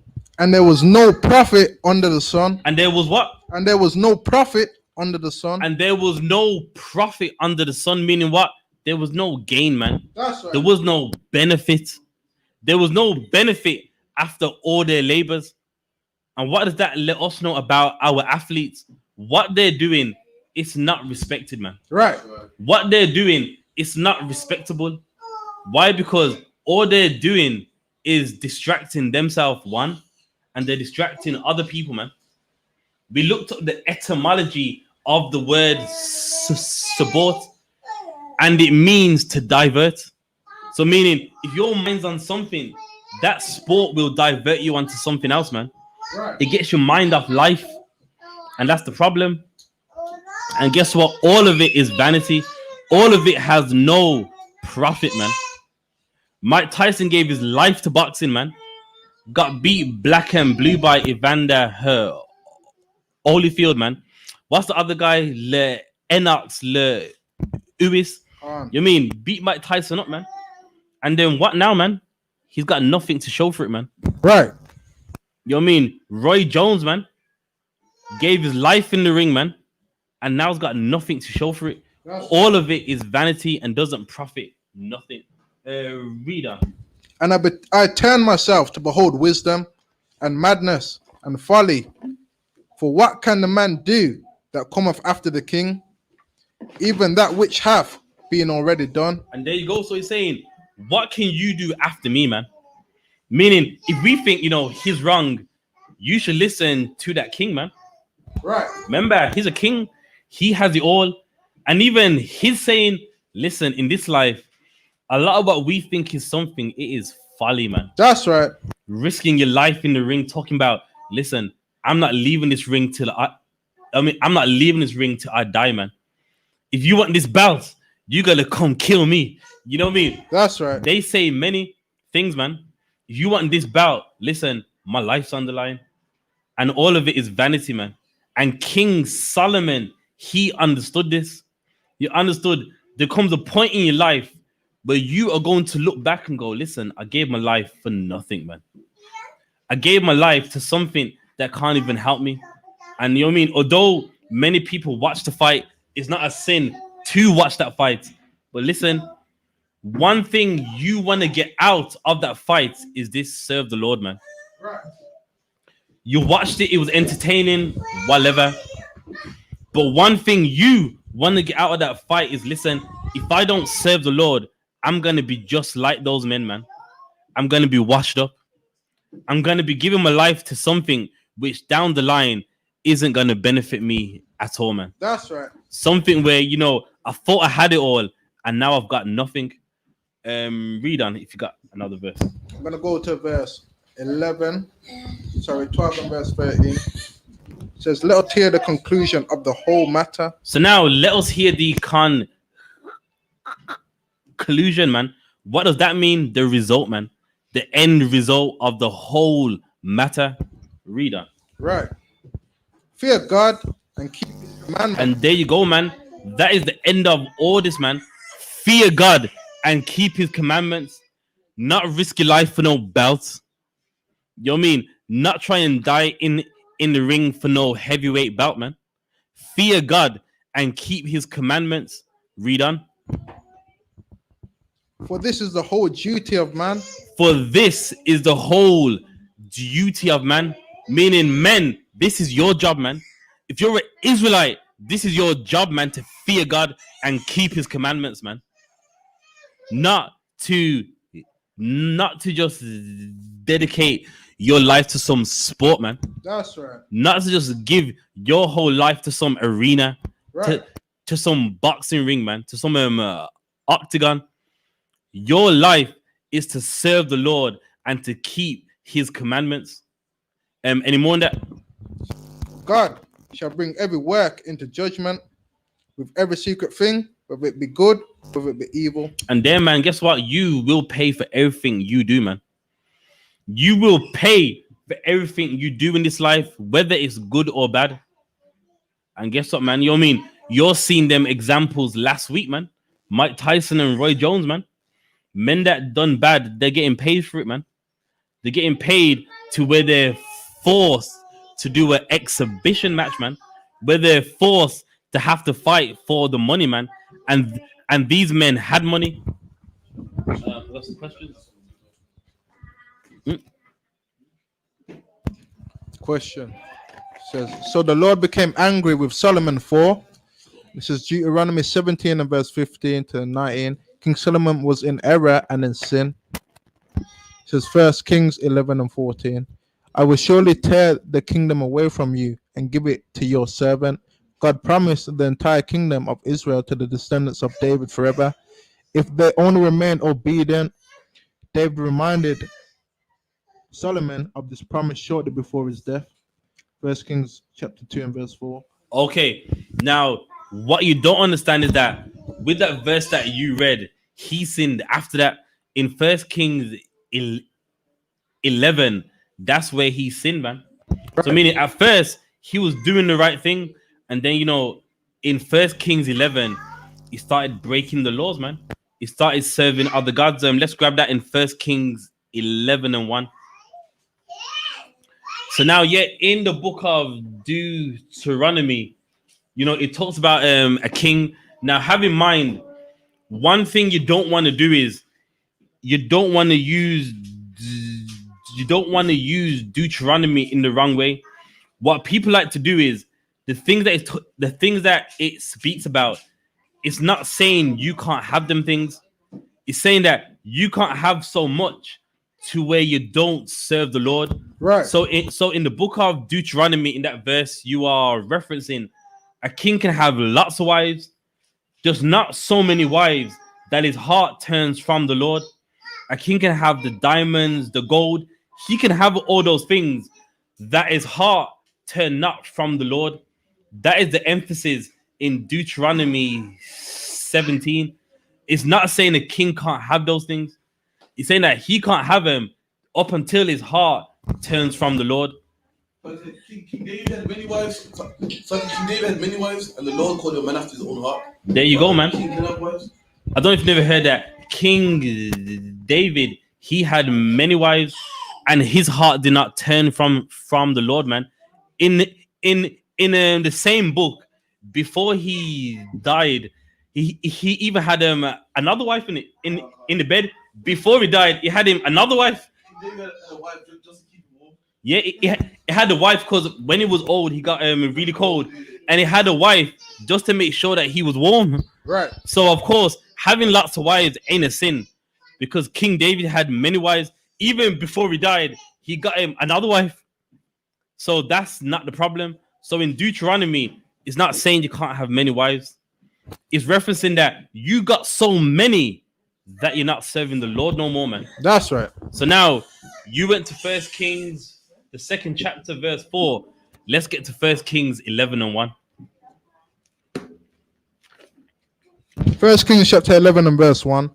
But King Solomon loved many strange women, together with the daughter of Pharaoh, women of the Moabites, Ammonites, Edomites, Zidonites, and Hittites. So now, what is the problem right here?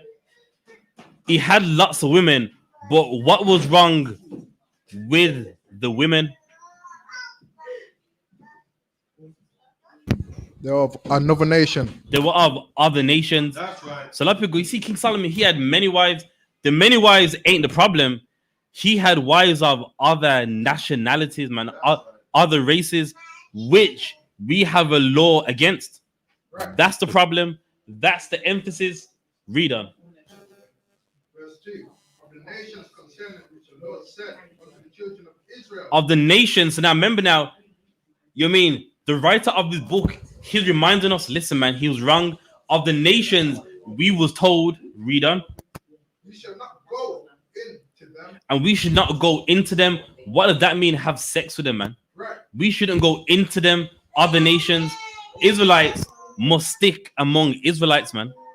That's right. We can't go out unto another nation. Read on. Neither shall they come in unto you. Neither shall they come in unto you, meaning we can't invite them in to mix among them, man. We don't go in unto them and we don't invite them like, listen, man, you mean your daughter can have my son. They don't go into us and we don't go into them. Right. Read on. For surely they will turn away your heart after their gods. And there you go. They will turn your heart after following their gods. And that's life, man. You know what I mean? If you think that's a lie, look at life, man. Any black man that is with a woman of some other race, what happens? He's following their gods, man. That's right. He's in the mosque. He's in the church. He's in the Catholic church. You know what I mean? He believes that he's the Ashantis and the Igbos. He's some African woman. All of a sudden, you know what I mean? He's calling the mom auntie. All of a sudden, you know what I mean? Auntie so-and-so. You know what I mean? I don't get that, man. She's not your auntie. He's with some African woman. Auntie Makoma Choma. Nah, man. That's not his auntie, man. Why? Because when he goes in onto them, he follows their gods, man. He follows their way of life, calling her dad uncle. Her dad ain't your uncle, man. Her mom ain't your auntie. You know what I mean? Read that. That's right. You shall not go in unto them, neither shall they come in unto you. For surely they will turn away your heart after their gods. And there right now, in your own time, if you read on, he done many sins which are against the law, which only he served other gods, and etc. So you can't use the book of Deuteronomy to say that's why he sinned, because he had many wives. He sinned because he had strange wives, Right. wives of another nation. But you know what I mean? So you can't use Deuteronomy 17 to try and use that. I got another question on the laws of nakedness. That's Leviticus 18 about the laws of nakedness.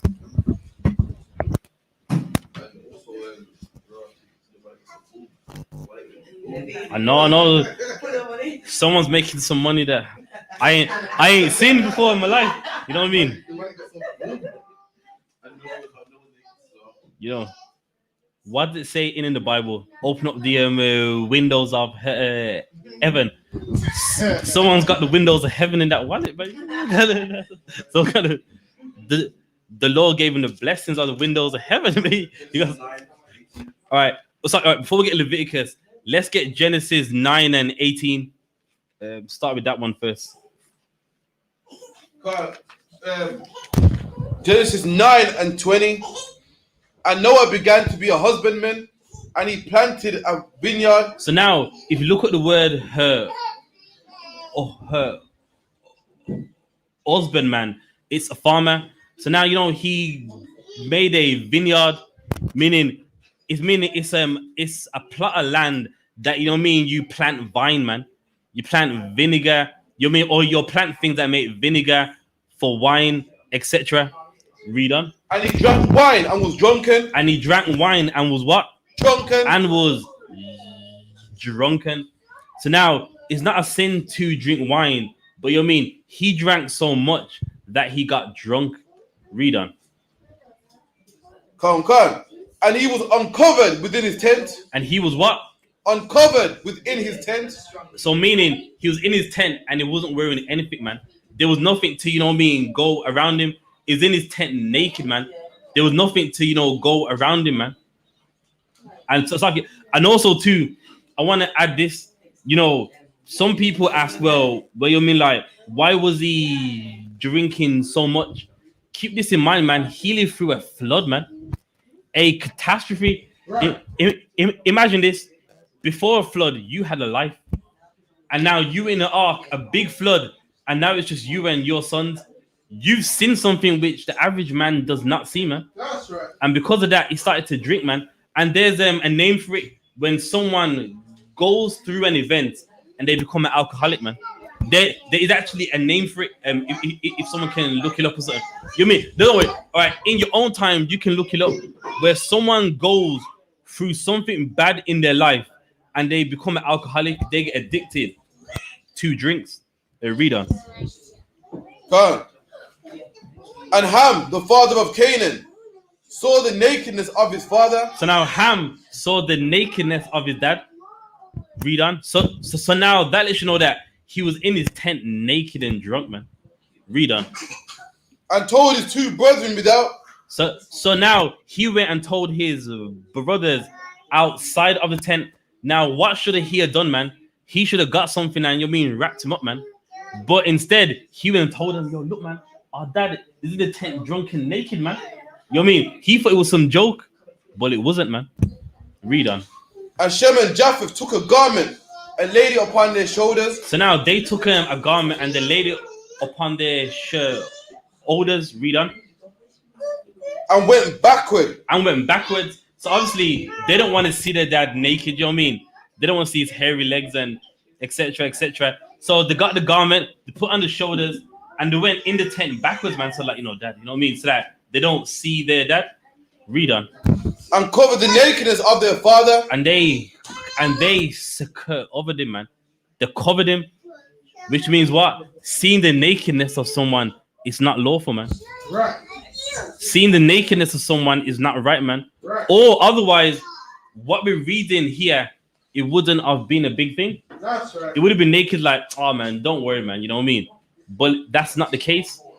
Meaning we don't see people's nakedness. And that's why in a boxing ring, you were seeing a man's bare chest, man. And you know what's so gay about it? They shave their chest, man. They're shaving. So that, in the ring, they look presentable, no hairy chest and that. That is not lawful to see the nakedness of any man. Right. That is a sin. And what you see in that boxing ring is unlawful, man. You're telling me they can't box with a vest? They can't wear longer shorts? Why? Because in Rome, they love nakedness, man. That's right. And what you see in these arenas today is modern day Roman gladiators. So even the word gym means naked. Right. There you go. If you've never heard the word gym, it means naked. You can look it up, man. The word gym itself means naked. And the Greeks, they were heavy into working out.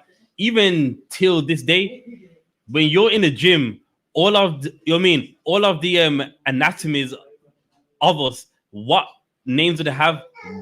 They have Greek names, a bicep, a tricep. Those are Greek words. Hamstring, all of those things are Greek words.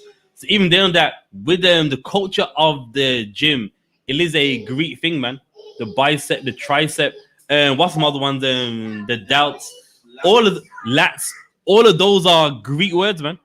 You know what I mean? You can research them. You got something else? Want to bring up? Even the Olympics, Olympics come from Mount Olympia in Greece. And in the Olympics, every single sport you do, every last one, it's either shorts or spandex, man. Like Usain Bolt will have the spandex on. The women, what's the woman's name again? Shelly Ann Fraser have the spandex all up in their crotch. You know what I mean? They bend down before they take off a race. It always like basically like pornography back then. There you go. And to add on to that, in the ancient Olympics, they didn't wear anything at all.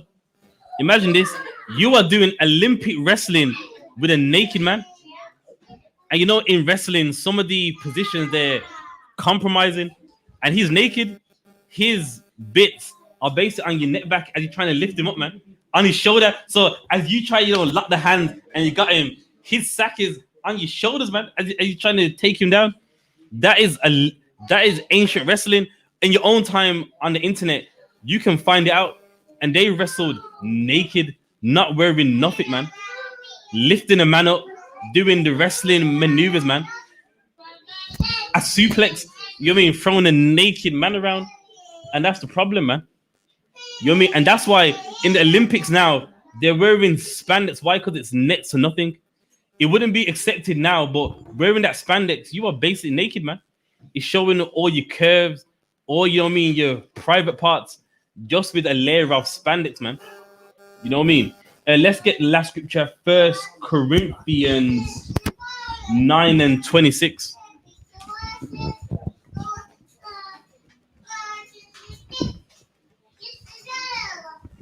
1 Corinthians chapter 9 and verse 26.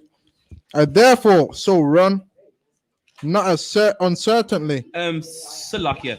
Let's start from verse 24. Verse 24. Know ye not they which run in a race run all? So now, even right here, he's using the in this book here, First Corinthians. We're using the Olympics as an analogy. So now it's talking about a race. Now, of course, in a race, loads of people run, but the prize is only for one person. Read on.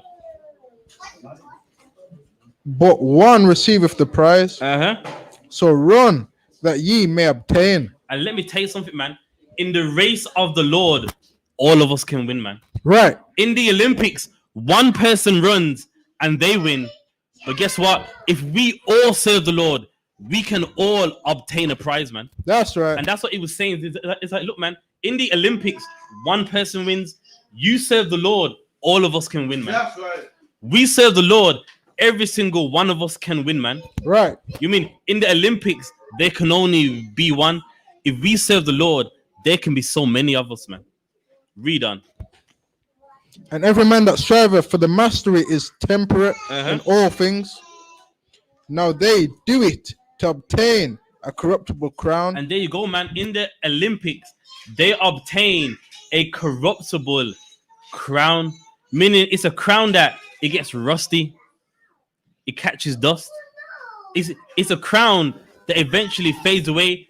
Do you want to know why? Because in the next Olympics, everyone forgets about you, man. Right. Your crown is corruptible. What you won, no one cares about it next year, man. You were the champion back then, but now you're a nobody, man.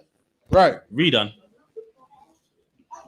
But we are incorruptible. But we are incorruptible, meaning the crown we got, it is a incorruptible crown, man.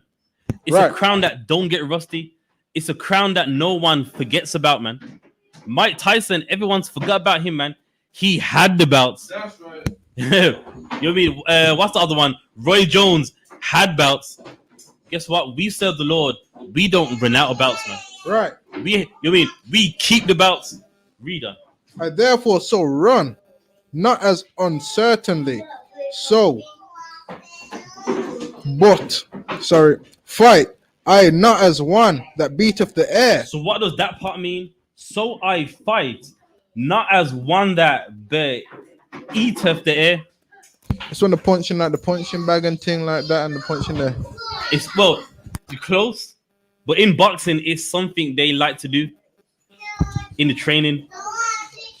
Shadow boxing. That's right. It's a shadow boxing, and now he's using that, saying, "Listen, though, we're not beating the air, man. We serve the Lord. We win, man. We're not like them. You know what I mean? They're beating the air. They're fighting for something that no one's gonna remember them next year." Reader.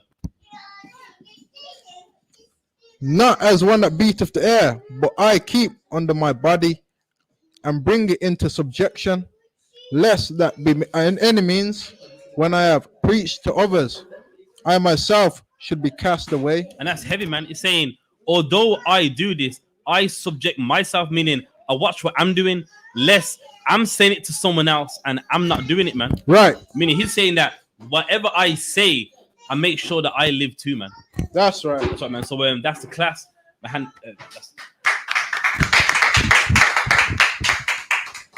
Gonna give one clear suit to the teacher, individual, I.M.A.D.I.M. I.M.A.D.I.M. Barak, Yahweh Hashem, Yahweh Shai Barakatah. Yahweh Hashem, Yahweh Shai Barakatah. Yajamata. Ansar, sisters, I.M.A.D.I.M. Shabbat, I.M.A.D.I.M. Barak, Yahweh Shema Alatah Hashem, Yahweh Shai. Yajamata. Class dismissed.